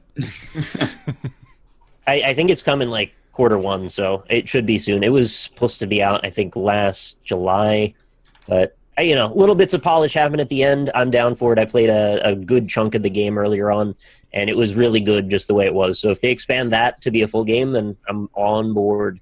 Sweet. And people won't stop saying Zelda. Yeah, I'm very not optimistic about Zelda, I'm with personally. you. I'm not particularly optimistic When about it. the answer to your game series getting boring is just make it massive, what always happens is there's nothing to do in it. And Well, we've been yeah. through this so many times. It seemed very much their answer, and I know, I'm hoping it's going to be good, but their answer does seem to be like, all right, let's make it big, and also here's some survival elements. Survival games are neat, right, guys? That's big now. Feels like they're grasping at straws. They feel desperate. It's pretty looking, but I am not going into it looking optimistically. I think it's probably going to be average. It looks beautiful. I'm also lukewarm on it. I'll probably play it, but I'm not the big Zelda guy either. I kind of just echo their sentiments. It'll probably be pretty damn good, I think. But Here is the dream. Yeah. I'm ready for the dream. 2017. Okay. A AAA studio will make their own Battle Royale PC game. Yeah, please do. it is probably about time, right? Let's be honest, though, that exists already. Wildlands, please put in a Battle Royale mode that you support and works. Look, that's very... You can't just do that, but, I It wish... exists, man. It's in the Division. Is it? The King of the Kill style mode is in the Division? Yes. Really? It is called survival mode. They call it survival mode. 24 people you queue up, 24 people get dropped in, and it's you versus all these 24 other people. Yo, Nick. And you're looking All to- right, so I'll be Nick. streaming the Division this weekend, as I actually was planning on doing. You're welcome to join me in Rumble Muffin if you'd like to team up. That's why I picked up the Division, is because survival mode is the battle royale mode. Yeah. Yeah, you are correct. And you are fighting you're fighting against the elements. It's super cold, so you have to make warm clothing and it's like They'll all come crawling back in the No, end. I actually have no interest in it still, but I bet they do I'm now. just playing. the matches last about 40 minutes. You just got to go through the tutorial of the game. You have to go through the early single player stuff, which takes about It was 2 hours for me. Yeah, it took a little it bit. takes a little bit. It was 2 hours for you. It took me about an hour. I went slowly because I was admiring the buildings. Oh, okay. So They it's look pretty good. short. That's what I do. Survival mode is really good in the Division. Any other big ones? Nier. I know a lot of people are very excited for Nier Automata. I've heard really good things about the demo. I haven't played it myself. I'll probably check it out at some point, but I didn't play the original much more than about 15 minutes because the writing was so bad. I was done with it as soon as I turned it on. I've heard it's good, though. Sorry, I don't have a lot to add to that one. I hope For Honor is good. Yeah. And I've lost a lot of my hype for For Honor, to be honest. The couple of times now that I've played the build at home, I think being put back into my own element, being able to look at it and critique it that way, I'm like, okay, it's if I got really into it, I bet I could have a good time. But I think it's not really enough to draw me anymore because the combat is kind of just stale after a little while, I feel, and it doesn't have a lot going for it gameplay wise beyond that. The dual mode is like, if I wanted that, I would just play like a fighting game. And I don't mean that to necessarily say that the combat's not good, but it's like so rock, paper, scissors-y that you're like, Yeah. I need like more mechanics beyond that. But it gets like this hype at events because, you know, you're like face to face with the person that you're playing against. And you're like, oh, it was a pitched battle on top of a burning parapet of a castle, right? But like, I think that stuff could get a little stale after a while. But I'm hopeful that it's the kind of thing that we could play like twice on the NLSS. Mm-hmm. Yeah, it's basically what seems like it could be cool to me. And I don't know, the thing is, like, the dual mode is the pure combat that everybody wants, but the other mode is more interesting, but it also has that kind of like MOBA style mechanic that people are like, well, I just want to hit things with swords, and it doesn't have like a happy medium, but I think it could work. Yeah. Yeah, I remember trying to be a lot more optimistic about that mode too back when we were first talking about it, and I think it's like you say, like, I think it could work. I think there could be different things done with those mechanics that could create some very interesting situations. Like, I'm wondering how many more of those little NPC characters you can actually have. I wonder if you could, like, maybe establish control over them in some way, you know, like maybe some sort of Dominion mode where you're able to send out your troops and stuff like that. That'd be kind of neat. But, yeah, there's fun to be had, but I'm not nearly as enthused about it anymore. And, like, if Ghost Recon Wildlands is good, I kind of want to... Like, if they do the Siege thing and do right by their audience, I would love to get into that game.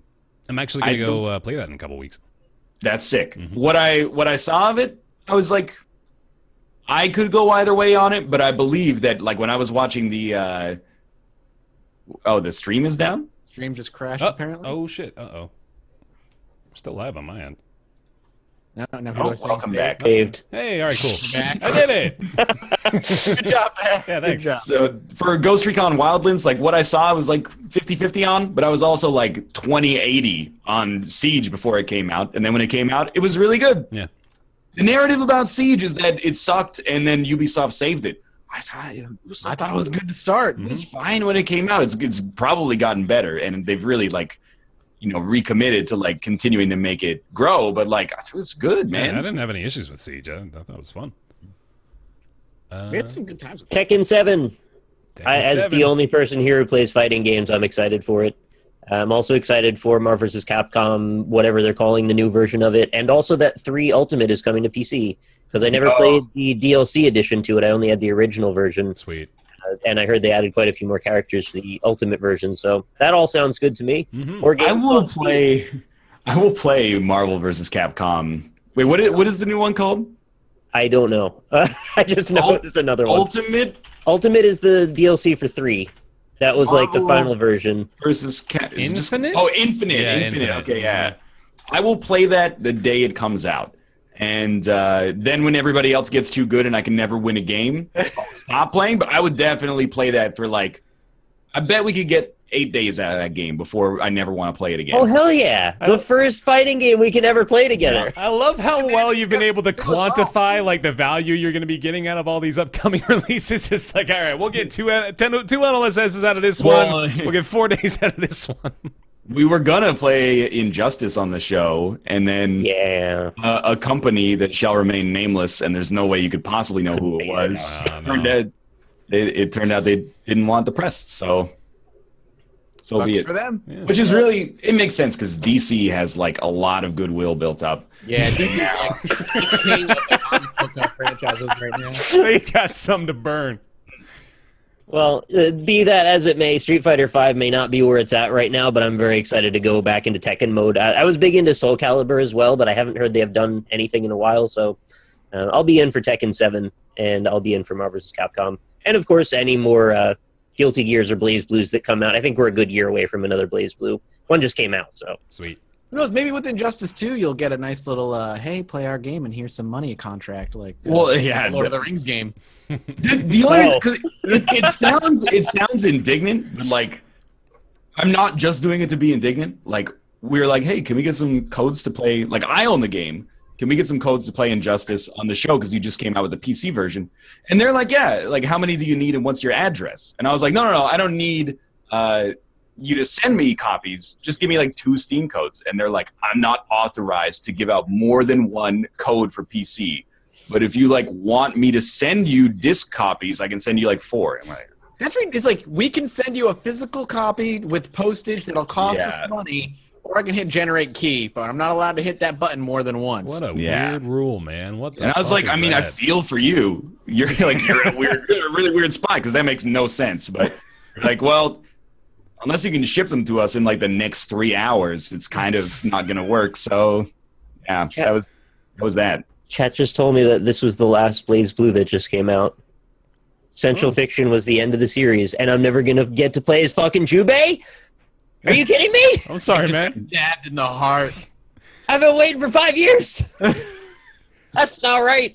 Well, you wanna talk about Glittermitten Grove anyway? You know, you just got your heart broken. Need a minute to recover. This is my favorite fighting game series. Sorry, man. That's a heartbreaker. Oh, all right. All right, so Nick had a chance to play a little bit of Glittermitten Grove and a little bit of something else too, huh? So you may have heard over the last several years there's been an ARG that was emerging out of Steam. There's this whole iSigil thing and all kinds of other weirdness that's been linked together with a whole bunch of different indie games. All of that was leading up to the release of Frog Fractions 2, which was hidden in a game that was actually released last year called Glittermitten Grove.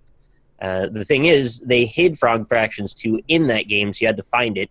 It's actually not that well hidden, to be honest. I was able to get there in about 2 hours. But what Glittermitten Grove is, it's actually its own game, separate of Frog Fractions. It's like an independently, completely unique to its own thing game.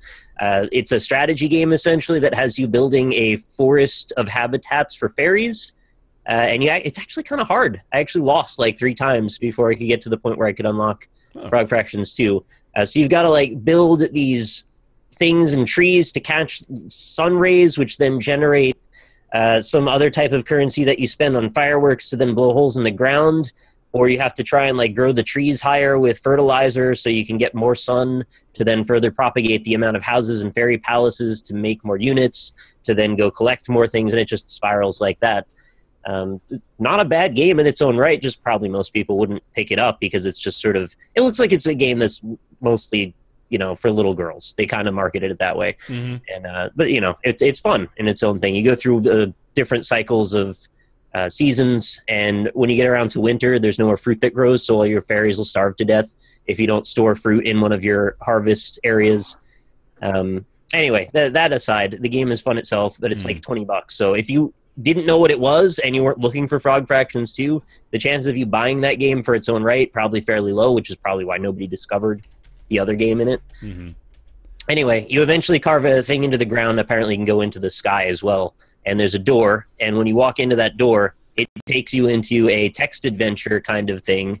Well, I should say ASCII adventure game, sort of reminiscent of like ZZT from the old DOS game era, where you play as like a little character, like a keyboard character wandering around in a world of other keyboard characters. So it's like a top-down thing.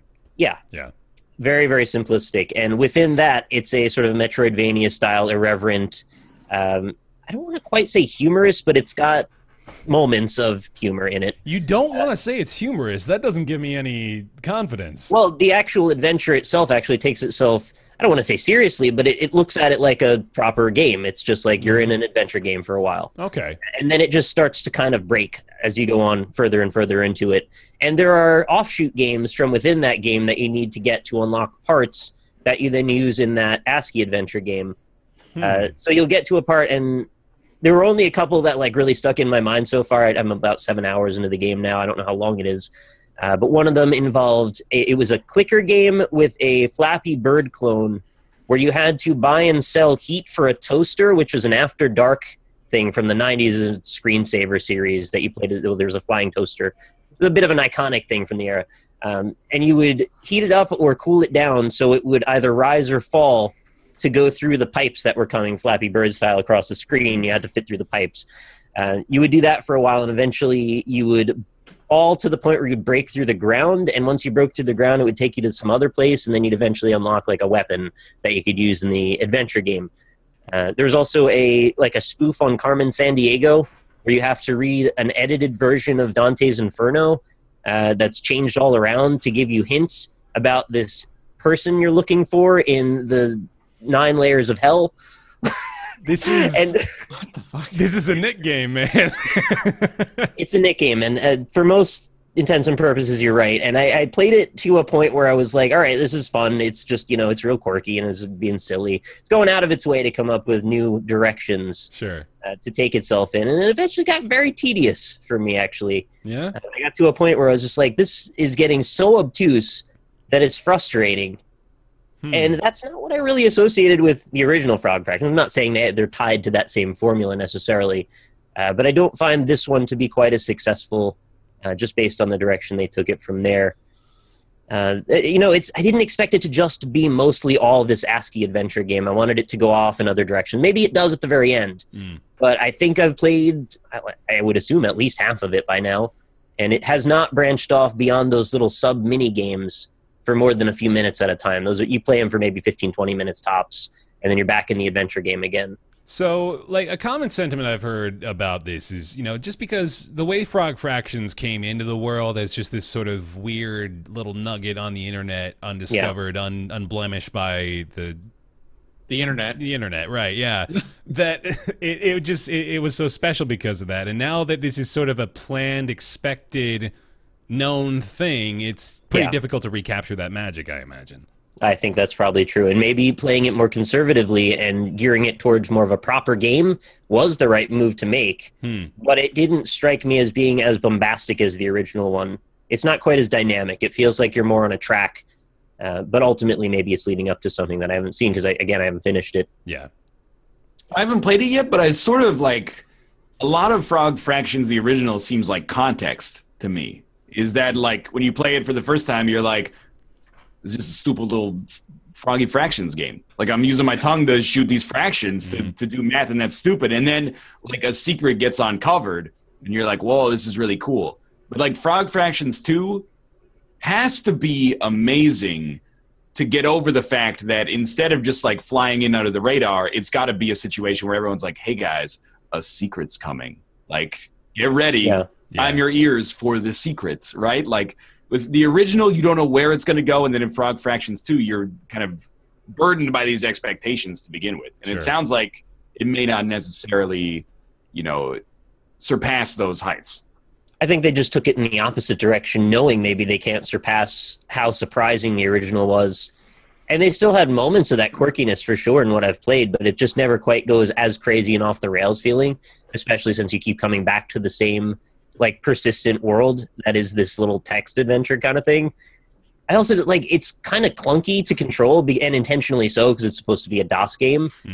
But that eventually kind of gets boring and kind of wears you out because you just want to move around. They have maybe 20 tiles worth of space if you picture the old Zelda game, only a bit smaller and more compacted. You're just going back and forth through those same areas over and over and over, trying to unlock the next thing that lets you get slightly further. And I love Metroidvania games, and that's what this is trying to be, so don't get me wrong. Yeah. I like the idea of it, but when you have to keep swinging your sword awkwardly around your character, but it butts into a block and then it goes thud and then you can't move it anymore, and then you're trying to wedge your character in and out of this one tile, it gets to be a little frustrating over time. So cool premise. I don't know if it quite hit the same high notes as the original.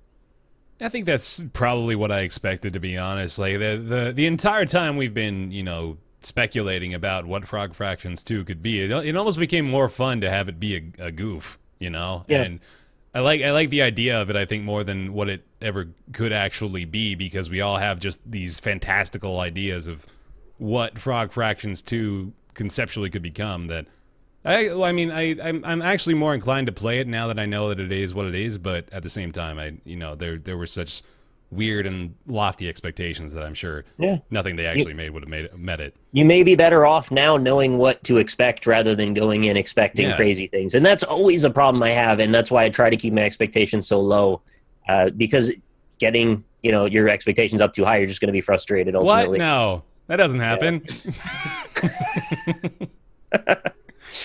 I do love, by the way, whenever Mathas navigates to a dark tab, he becomes a fucking Sith Lord over there. Yeah. I'm getting into my other D&D show, man. I'm getting into character there now, too. Yeah, you got to get deep in there. Bear goes to the Vive, and you go to the D&D Rift. Yeah, just disappear into the rift. Well, speaking of the Like Vive... you should be in like a news report about the power being out in your neighborhood for like 3 days. Yeah. And they're like, Boston residents in this neighborhood have been without power for 3 days. And then they put you on the screen. It could be in one of the in-game cinematics for The Division, actually. Yeah, there you go. It's so cold. I want to mention this before I forget it. It's not even related at all. But Ryan, the other day, I think you were playing Afterbirth Plus. You called something fucking H.R. Geiger wet dream looking motherfucker. It's so good, man. Oh yeah, for some reason it just rolls off the tongue. Yeah, I don't know. All right. Well, speaking of Rifts and VR, you gave me such good segues there. I had to take them both. We got the Oculus Touch that Nick finally picked up. Tell us all about it. All right, so you may have remembered over the last, year that I bought an Oculus Rift headset, and I was rather disappointed with it because I couldn't play any of the games that my fellow brethren with their Vives could. Mm-hmm. But this is the game changer here. The Rift's touch controller is actually a fantastic piece of hardware. I was very hesitant to buy it because it's $200, but if you think about it, that actually just puts the two systems in parity with each other price-wise. Yeah. I would go so far as to say that this kind of changes the whole deal, because now you can pretty much play anything you could play on the Vive with this. And in some ways, I would go so far as to say it might even be slightly more detailed in how it handles touch recognition. So the big difference for me is, find the right way to frame this, this inner trigger here is where this finger sits. And you'll be able to basically grab things like this and then use this for triggers. Okay. And this is just generally how it works in every game you play. If you want to pick something up, you pick it up with that. If you want to control something with a camera, you use this. If you want to shoot something, you use this. And it becomes very simple over a very short amount of time that your hands just sort of naturally know what to do with that. Mm-hmm. I probably spent about 5 or 6 hours now playing around with touch games like Rec Room. I played some Job Simulator. I played, there's just this toy box game that's surprisingly fun that just lets you dick around with physics. Which one's that? I think it's just called Toy Box. Oh, okay. It might have just been one of those things that's included with Oculus. I never really noticed it anywhere before, but it was just in the Rift's home area. Probably like the equivalent of the lab, I guess. For yeah, something like that, I guess. Mm-hmm. And don't get me wrong, I still have issues with the way that they set up their store and everything, but this definitely redeems the I wanted to play VR games part. Whereas before, it just felt like I was looking through a visor at 3D stuff. Yeah. Now I feel like I'm actually in space, and it works so well, even with only 2 sensors. And I'm told the best way to go is to get 3 and surround yourself with it. But I was able to just set them up. And I don't have very much space, so like this is the best I could do. And I'll just show you the space I had set out was just over here. Sorry, audio-only listeners today. You're missing out. You can see my gold shoes on the floor, but that's great. I have this like 3x3 foot space to the side of my bed, and I put one of the sensors on my chair, I put the other one over there on this piece of wood, faced them over there, and then I just got lost in VR land. That's awesome. And it's so immersive that in about an hour of being in Job Sim, I take the thing off, and I'm like, what part of my room am I in right now? Like, I actually have to get reacclimated to what I'm standing in. Yeah. Got you, motherfucker. But the degree of detail and what really sold me, what was really impressive to me, is that you can literally juggle. Like, it's actually mapped so well. You could grab a thing in 3D space, toss it up in the air, and catch it with your other hand, and it feels like you're really doing it. I remember talking about one of the videos that we saw advertising the Vive, where one of the guys that had the headset on caught one of the wands while it was thrown to him. Like, that's still one of the most impressive things to me, because that tracking is so good. It's unreal. And there's actually sensors on the touch controller where it'll basically just know if your thumb is in this position or this position or these positions, and it'll show you that in the actual game. So you're looking down at your real hand being mimicked by what you're doing in reality. It also has like 1 billion degrees of precision on the triggers too, and you can see how much it's depressed as you start to press it if you're looking at the thing in the headset. Which is just, it's wild to think that like it's mapping this thing you're really doing, but it's doing it a 1-to-1 degree at 60 frames per second, and it feels as natural as anything. Totally. I even had my mom play with it, and she was able to shoot guns at targets accurately in like 5 seconds. It was like no big deal. So, I mean, that says something. It's that accessible that someone could just pick this up, never having played with VR before, and just immediately hit targets. Especially consider like the difference between that and trying to teach your mom how to use a controller to shoot a gun. Yeah. I had her Like, try how to long play that would Isaac, take. actually. I have a video on my YouTube channel of her playing Isaac, and she couldn't like last for more than a room because it's so hard to understand what to do with your thumbs.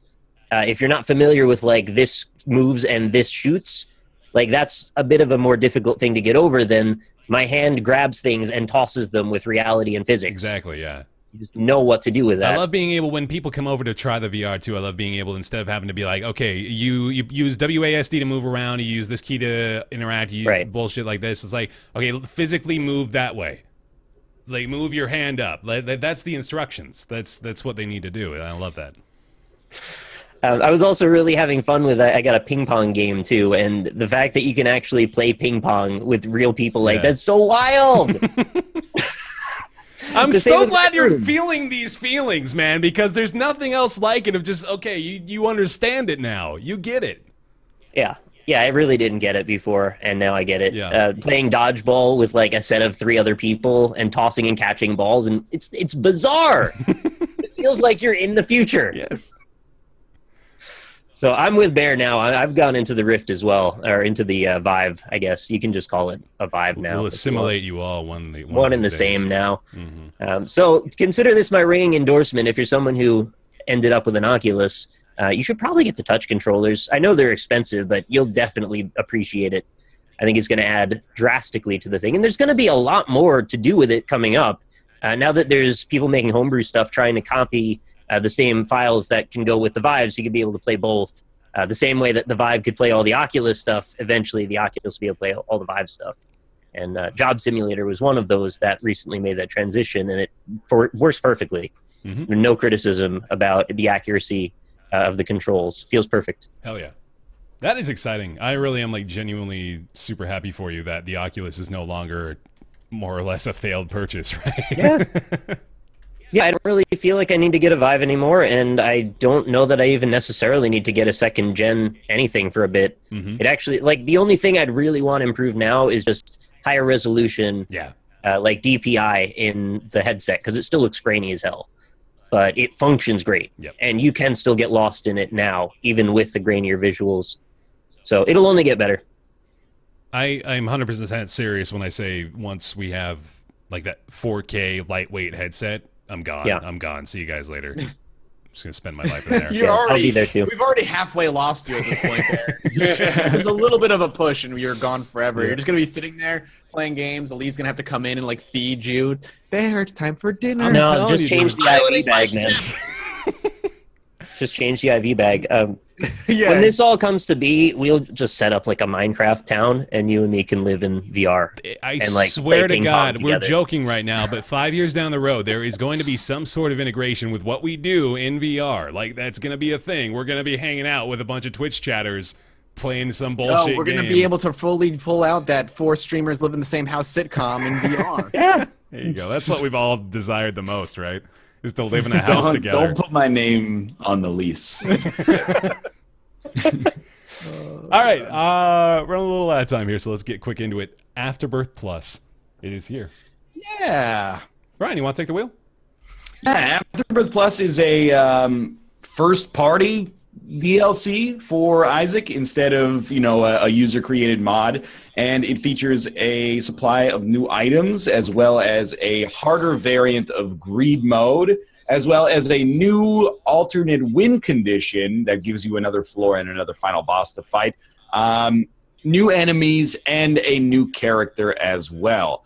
At the present moment, I would say it's fair to say that reception to Afterbirth Plus is mixed. People are largely happy with the new character, happy with the new items. I would say most people are into the new items. Displeased with some of the ways that launch has been handled, some technical issues, final boss not having any animations, and greedier mode, and some other areas of the game being imbalanced in such a way that it's unfair as opposed to simply being more difficult. and also Mimic Chess, which are stupid. Oh, fuck and those things. I hate them. They nerfed Void last night.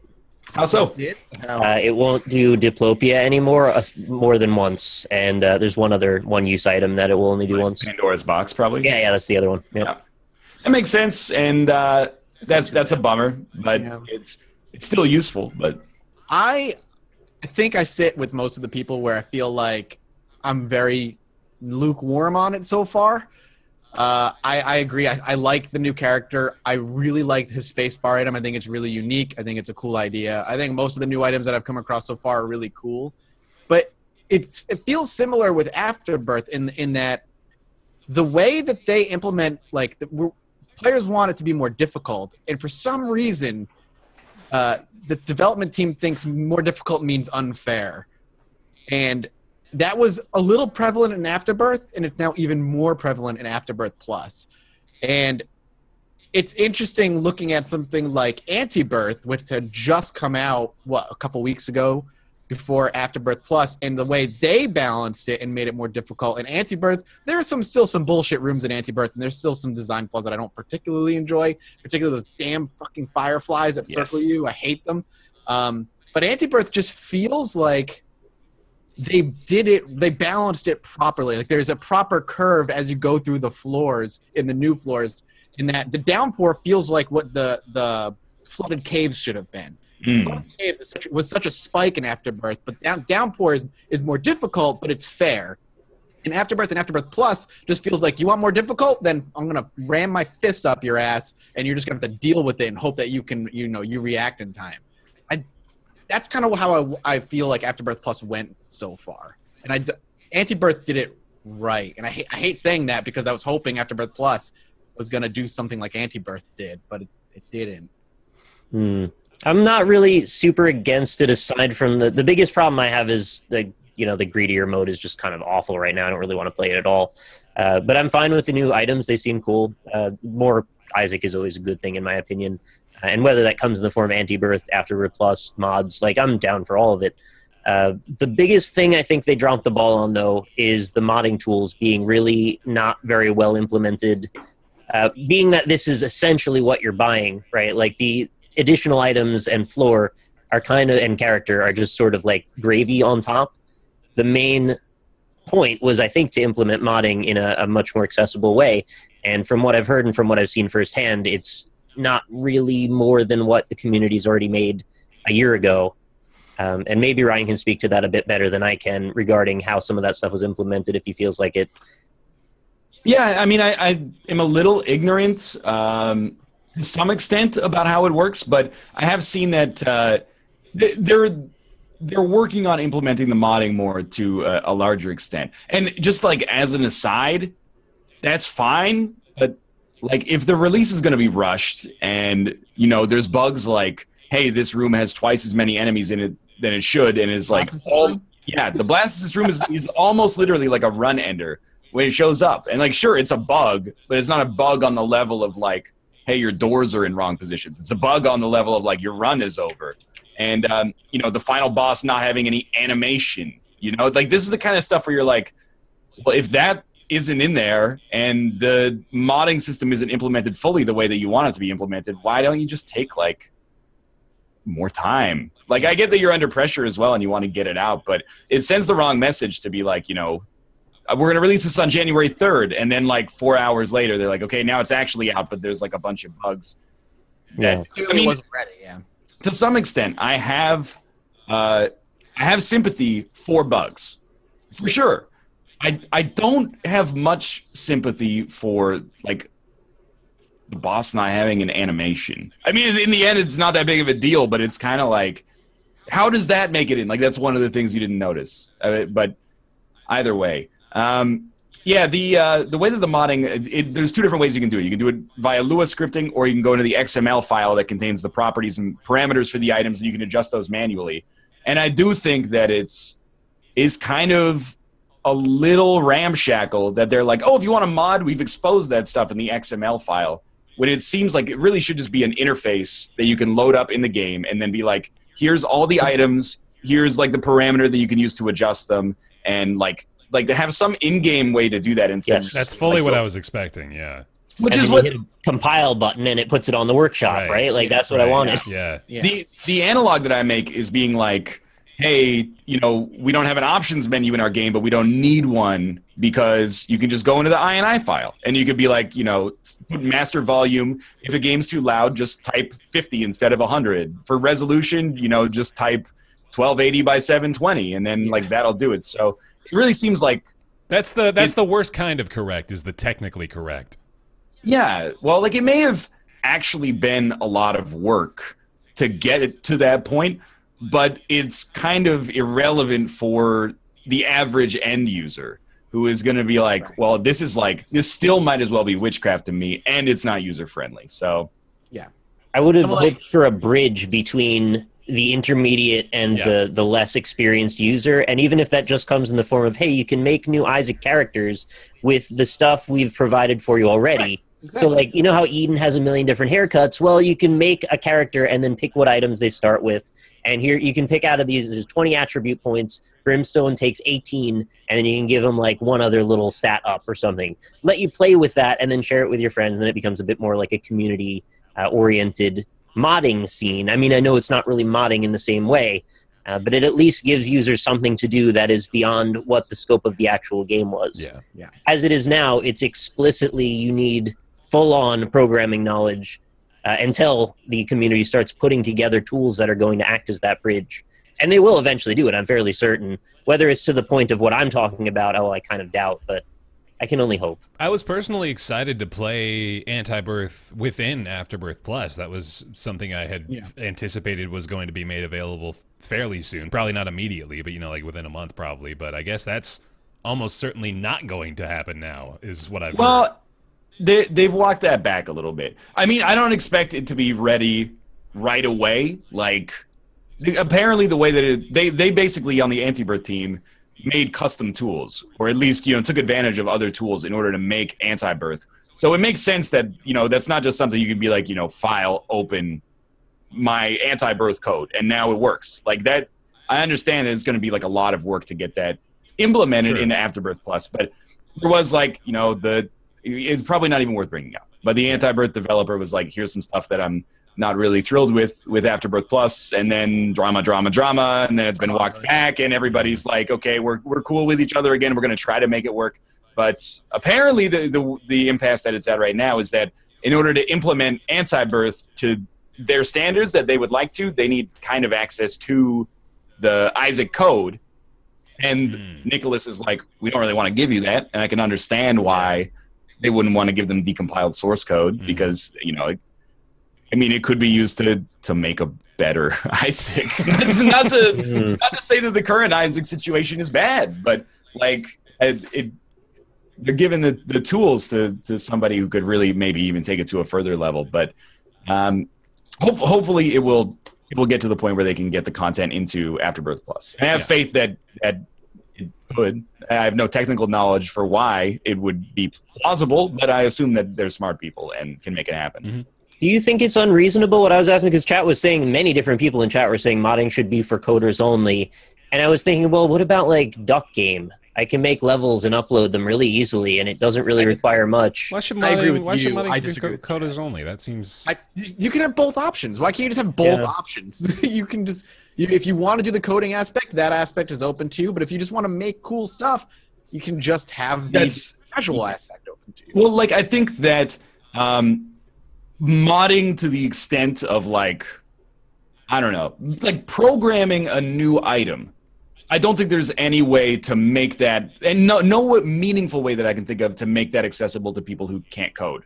Like, you're gonna, like, and I'm fine with that. That's fine. That's beyond the scope. I'm talking about stuff that can be within the reach of people to do, such as modify stats, make that user friendly. Yeah, no, I agree with that. That if all you want to do is like take a spacebar item and raise or lower the amount of rooms to get a charge, if literally all that you have to do is go to the XML code and change, you know, a 3 to a 6 or a 6 to a 3, I'm surprised actually that was not implemented in like a little bit more of a plain text user friendly way within the Isaac interface itself.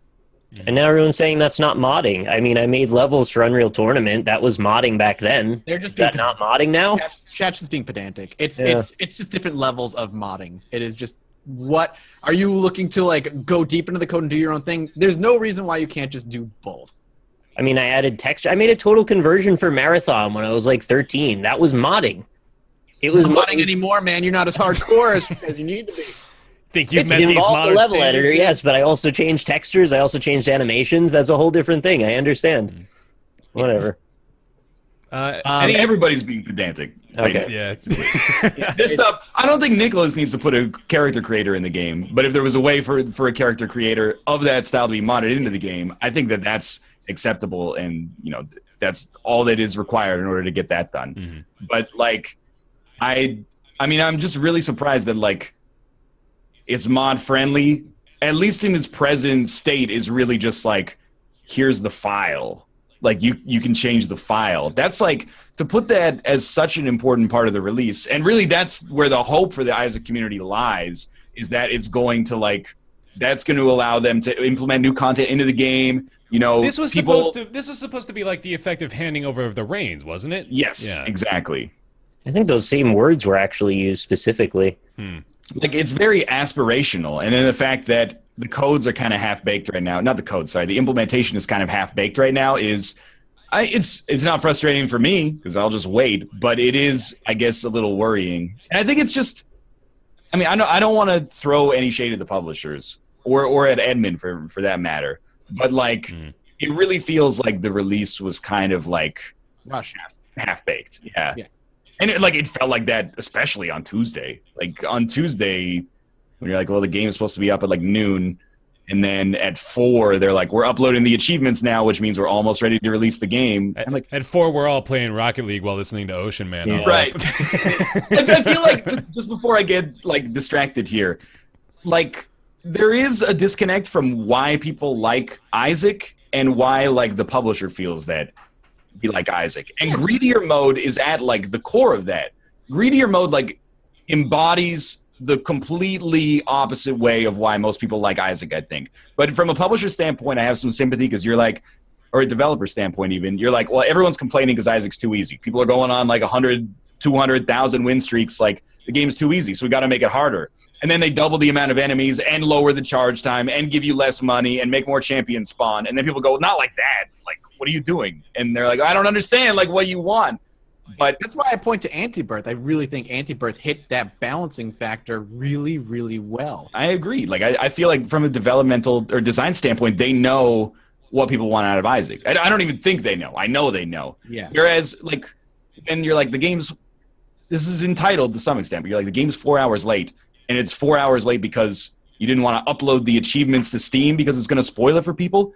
Nobody cares. Like, a small percentage of people care. They're like, oh, look at this picture. It's, Isaac's foreskin, and, oh, how does that fit into the lore? Sure. Like, people just want to play the game. They're going to play 100 hours not to get the new ending, but because they like the mechanics of the game, and it gets, like, the emerging gameplay of, like, I've never had these two items come together before, and then they interact in unique ways. So, like, it's just, like, a little bit of, like, this is not understanding, I think, what people like about Isaac and what has kept Isaac going for, like, so long. Yeah. That being said, I still think Afterbirth Plus is going to be fine, and I'm like pro Afterbirth Plus relative to the community.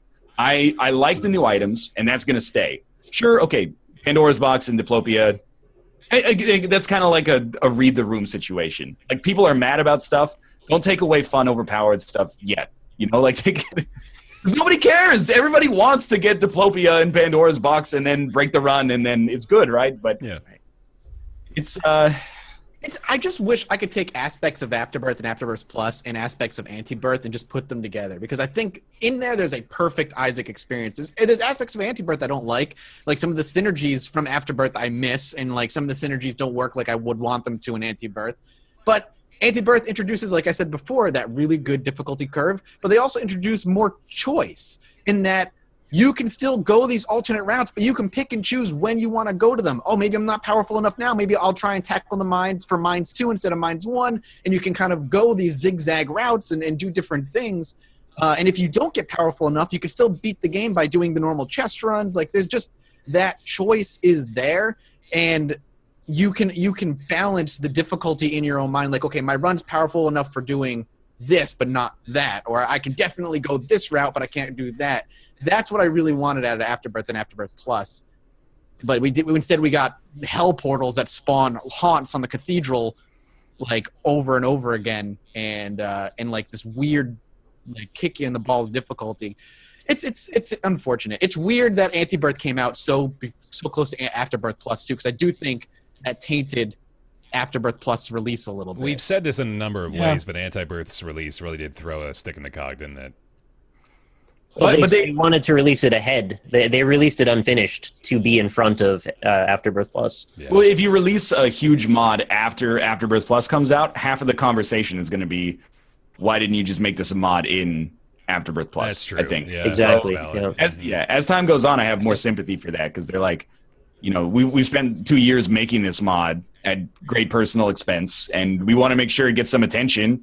And it got attention not because it was like the only mod on the scene, but because the mod was really good. Right. So I'm glad that the story about that is about the quality of the mod, as opposed to just being like, why is I'll play it when they get in. Get it implemented in Afterbirth Plus. Yeah, that makes sense. Aside from like the crashing, I'd say that Antibirth is basically at commercial quality. Like it is on parity with the game itself. Right? I agree. Yeah. That's in a way incredible. that blows things up for Nicholas, because like that shouldn't be free. The only reason it's free is because they don't own the property. So like that's like a commercial level release for free, and people have been using that against Afterbirth Plus in a way that I feel is a little unfair. Yeah, I agree. They're like, well, Antibirth is free and it's awesome. Why is your expansion, $7 and not as good? Like, well, yeah, I don't mean it in a punitive way. I honestly just mean it as a bit of praise toward the modders, because it's just that good. Yeah, that's how I. It shouldn't be used against them though. Mm-hmm. Sweet. Afterbirth Plus. We'll probably talk about it. Just because it's like your dad buying you lunch. And you're like, why am I paying $5 for this shitty sandwich? My dad bought me a steak yesterday. That you shouldn't. Antibirth, you should be extremely grateful that that's free, because so much work and money went into it. Like Kilburn was like, I paid $4,000 out of my own pocket to get the soundtrack done, and I don't know if he was paying for art as well, but so much time, and then also a lot of money, and then it's basically a gift from them to you, the community. So at least just don't hold that against the people who need to sell copies of the game to justify their work in existence. That's a great analogy. Apart from Afterbirth Plus being referred to as a shitty sandwich within it, I think that might be selling it a little short. I hope that in a month or 6 months we'll look back and be like, well, Afterbirth Plus was a little weird at launch, but at least it enabled people to get more content into the game eventually, and now Isaac with Afterbirth Plus is the way to play Isaac. Yeah, that would be cool. Yeah, right on. Yeah, I don't think any of us really hated it. I think we had a rough launch, is what it was. Ultimately, it'll sort very itself valid out. concerns. I think we've all got too, honestly. And you're more passionate about the things that you play constantly, right? So if anyone's going to have a lot of criticism, it'll probably be us. Mm-hmm. It'll be the people who played it for hundreds of hours. Yep. Greed mode or greedier mode needs to be fixed. It does, yeah. I've only played 3 runs of it, and it was miserable. It's the worst. Why would you ever? I mean, I get the other thing that Ed said was hey, we shouldn't test next time with 2 experienced testers. I understand that. That's an easy pitfall to fall into. But greedier mode is you made so many mistakes. Hey, greed mode's too easy. What should we do? Why don't we limit the amount of resources? Make it literally impossible to kill all the enemies. Make it so you have to buy HP. Make the enemies harder. Make them spawn faster. And you're no, man. For original greed mode, I don't even think the argument, at least for me, it wasn't that it was too easy. Sure, it was easy, but Isaac can get easy if you just know what you're doing. Yeah. The problem with greed mode is there was just no reason to go play it again. I never felt like Isaac was too easy. I mean, you guys have hundreds, thousands of hours. I'm not the most experienced of the group, but I've never felt that way. I've gotten a suitable challenge out of it. Eventually, you just become comfortable with this flowchart, as Ryan always says, that there's just proper, good measures that you take in certain situations. Mm-hmm. And I think once you distill that down to being a formula, it's less about playing the game than it is just about making the right decision. Yeah, okay. And that's when I think it gets easy. I don't mean to say that I'm on that level, but I think I have moments of seeing that. Yeah. Cool. All right. We'll probably talk about it more as it develops, but that is Afterbirth Plus for now. And now it's time for everybody's favorite segment. It's Ask Roundtable. Ask Roundtable is a weekly segment where you send your questions to roundtableYT@gmail.com. We do our best to answer them. This week's question comes from a viewer from Greece, Zacharias. That's a cool-ass name, Zacharias. Thank you for the question. Says, which game was the most challenging intellectually for you guys? The game that made your brain juice boil. Do you like it or not, and why? Challenging intellectually. Anybody got one? For me, the original one was probably like Space Cam. Like that game had a lot of like every subsequent level was like looking at a mountain, and then eventually you just like fail at climbing it over and over and over and over and over, and then you get it, and then the next one is another mountain. Like it just keeps getting higher. You like it for like, or I liked it for like brief moments. The sense of satisfaction of like getting a level done is amazing. Then there's a lot of times where you're like, I just spent 45 minutes doing, like I thought I was like, oh, I got it. And then I build the reactor, and then I look at it and I go, it's the same fucking reactor I built that didn't work like an hour ago. And then I'm just like, I think those games you need to play like in short bursts, kind of, or if not in short bursts, at least you have to play them with a different kind of mindset. That there's not instant gratification, and it's more like, the struggle is part of the fun. Top review on Space Cam is, am I a scientist now or something? With 5 hours played. I mean, can I have my degree, please? That game is hard, man. Any Zachtronics game, I'm sure, is going to get up there. I don't know. I gotta tell you, man, I make a point of it not to play games like this. I'm too dumb, and I know it. I embrace that in my gaming experience. I'm looking for the dumb shit, the beat 'em ups. 1001 Spikes. That's yours, yeah, right? exactly. No, I'm saying like Dynasty Warriors level. That's where I get the most dopamine release. But I'm trying to think of like what the smartest game I've ever played was, but there really aren't that many good. You should really play like Dragon Ball Xenoverse 2 then, because if we're like on the polar opposite of games, that was a game where like you press X and your dude goes like Yugi Waga Teki Wokurao and like shoots down a big like laser beam. It's like a 9 million hit combo, and I was like, this is stupid. I just pressed X, and he's like, I don't deserve that for pressing X. It should be like, it's actually really good. All right. Should be like a quarter circle and then an X. Pressing X should give me 1 notch of completion. That's all I expect. Yeah. I think the game I'm playing right now that's like teasing my brain, and not like a puzzle game sort of way, but just making me think, is I'm playing Orwell. I'm playing through Orwell right now. Yeah. That game completely caught me off guard. Like I knew what the themes were, obviously by the name and what the idea is, but in case you don't know what it is, it takes place in this kind of, I don't know if I struggle to use the word dystopian future. There's a new program out. It's called Orwell. They pick anonymous civilians to monitor like the other civilians through CCTV cameras and stuff. And your job is to try and catch crimes like before they happen and monitor people of special interests. And it gets really dark really quickly. And you kind of start questioning like, are you doing what's right? Are you doing what's wrong? I don't want to spoil what has happened so far, but I'm not done with the game yet either. But it's incredibly good. It makes you think, and that's I haven't had a game do that for me in a long time. Cool. But yeah, Orwellian future. That's what you call it, I guess. Yeah. That makes sense, right? Yeah, that makes sense. For me, do you want to go, Bear? I found one. And yeah, go for it. The one that made me feel the most intellectually stimulated was probably Myst, way back in the day. That was I played that with my dad quite a bit, and he would help me out. But it was that one introduced me to going outside of the box, more or less, because I played a lot of games that were just like, here you go, here's what you do, let's hold your hand and follow along the linear storyline. But Myst was like, figure it out. Here's this world. You have no idea what's going on, especially as a kid. I'm like, dude, if you don't tell me what to do, I don't know what to do. I'm just kind of clicking shit. But once I got a little bit of guidance and direction, it was actually really enjoyable.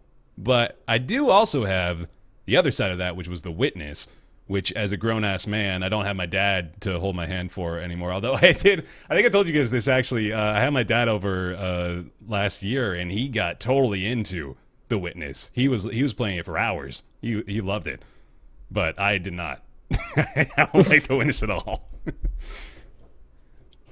For me, I'd say actually I was going to mirror the same sentiment that The Witness was probably the obvious choice, but then I was thinking about it more with what we were just talking about a moment ago, and I think the same element and the other side of that same coin is that in a way Isaac follows a lot of that same formula in that you're learning a language in sort of this dexterity-driven puzzle where the right and wrong choices come down to you knowing what each item means and what that translates to in the game. So it's a long-form puzzle that you put together through hundreds of little tiny bits and pieces of twin-stick shooter, which in a way makes it almost a lot more accessible than The Witness does because you have so much more hands-on experience with every little bit and iteration of the gears in that machine, if that makes sense. Yeah. The Witness obviously is the much more contemplative version of that, where you can take your time and think about every action you make. But Isaac is like you're sprinting through the puzzle. And I think there's something cool about both sides of that same coin. So, yeah, I love both of them for those reasons. And, you know, whether you think Isaac is more a dexterity-driven game, I think there's an argument to be made that it's also partially a puzzle game, too. Cool. Bear, quick question. Did you play Abduction? No, I haven't yet. I need to. That's on my short list, too. Yeah. I played the VR version of that at PAX, though, which was really cool. It's a bit obtuse, even for a missed game, I think, sometimes. Really? Okay. It's good, though. Yeah. Great. Okay. Thank you very much, Zacharias. And if you've got a question you'd like to ask us, get some 2017 batch of questions in, huh? Would you do that? roundtableYT@gmail.com is where you want to send those. Time for everybody's favorite segment after their favorite segment, Nick's Weird Games. Nick's Weird Games is the weekly wherein Nick's going to go get a game from his collection of not as many weird games anymore, right? We're running a little low on the Nick's Weird Games. We're running a bit low. We might be thinking about drafting a new segment soon. We'll see. So we'll see how that goes. For now, though, I do have a very special request. I'm going to have to hear a rendition of Ween's Ocean Man. How appropriate. Dude, for some reason, like, I can't keep the tune of that in my head. Like, I know it goes, Ocean Man, take me by the hand, leave me to I gotta, like, put it up here so I can hear it first. Sure. I can almost sing it verbatim. Such a good song. It's beautiful. I didn't know that was from the SpongeBob fucking SquarePants movie. That made me really happy to find out. Oh, I didn't know that either. Yeah. That's bizarre. Take me by the hand. That'd be like a... jeez. Yeah, okay. Weird game man, take a game by the hand. It is from Japan for the PlayStation.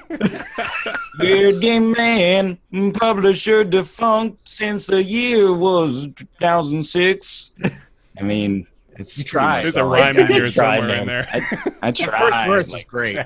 Thanks, I appreciate it. It fell apart. Like, it's a very unusual song. It is, yeah. The rhythm is interesting. Yeah, it keeps you off balance.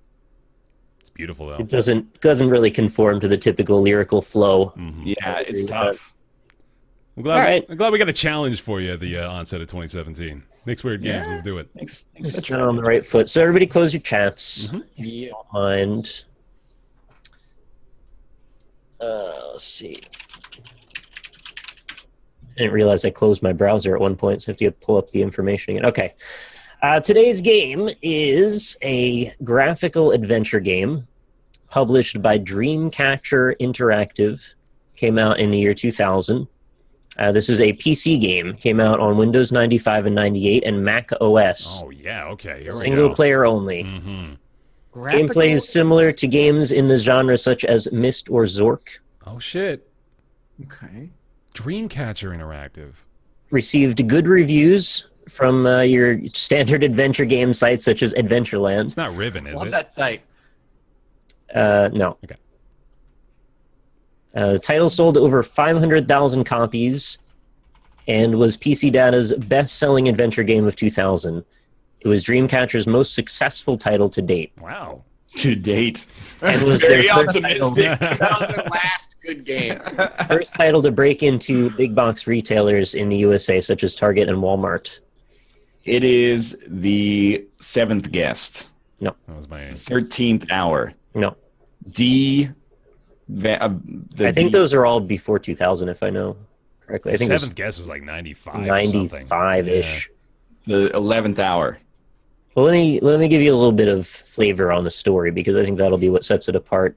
Okay. So the storyline is set in the future, where the protagonist is sent to another planet to investigate the source of a cryptic message from an evil alien race. The player begins to have... Oh, I know this game. Yeah? I'm so excited. Shit. I'm so excited. Crystal Key. Yeah! Yes! Bear got it! Damn, son. Woo! I did it. 2017, boys. Everything's changing. Crystal Key. There it Yeah, is, that's the Crystal similar to Key. Myst, man. Oh, hell yeah. Okay, I Interesting. remember that. Never I can't believe you've done this. No, I didn't actually play this, but I saw my friend play this. This was a, oh man, that's old school. Crystal Key. Begin your quest for the Crystal Key. Damn, son. Yep. That sold 500,000 copies? Damn.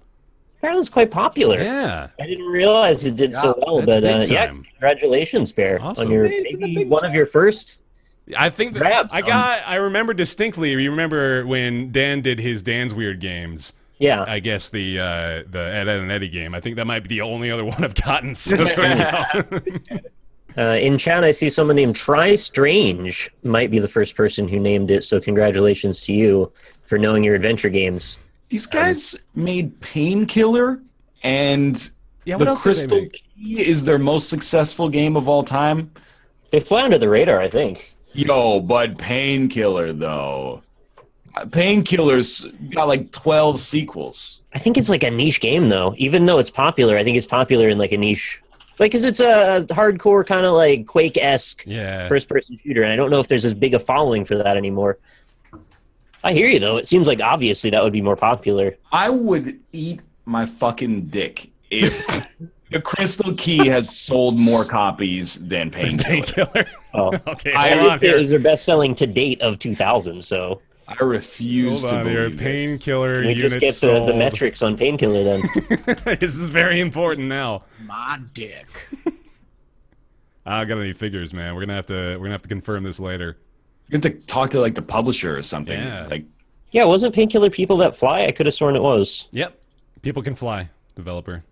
Oh, you're just talking about the publisher, sorry. Oh yeah, no, it was published by Dreamcatcher. Yeah. Yeah, maybe- developed by Earthlight Productions.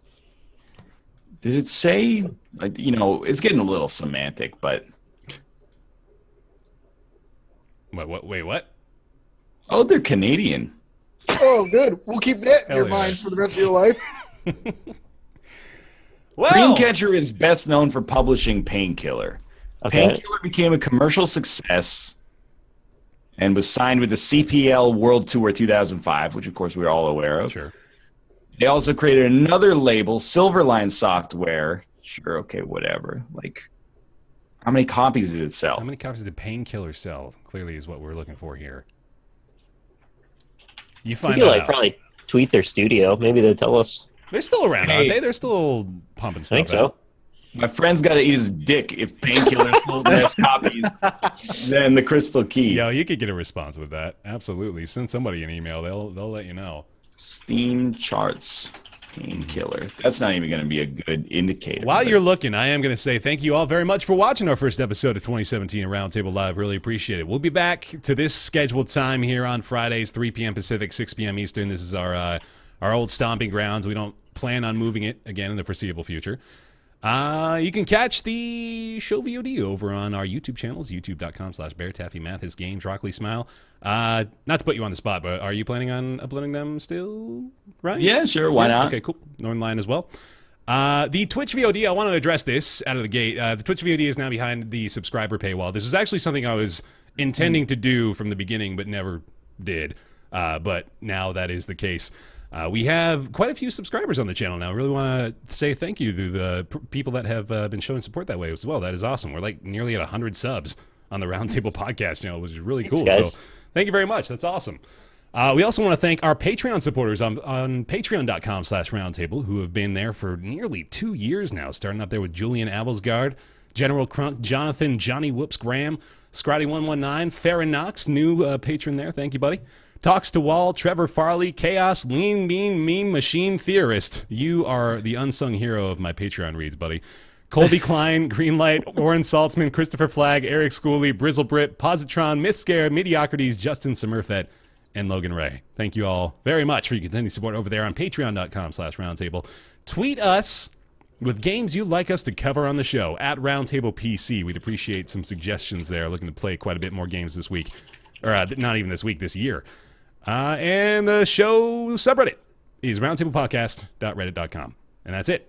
You can watch or you can also download the MP3 over on SoundCloud, iTunes as well. There's all that stuff. Thank you very much for watching. We'll be back here live, twitch.tv/roundtablepodcast next week at 3 p.m. Pacific. We'll see you next time. Bye-bye. See you later, everybody. Bye.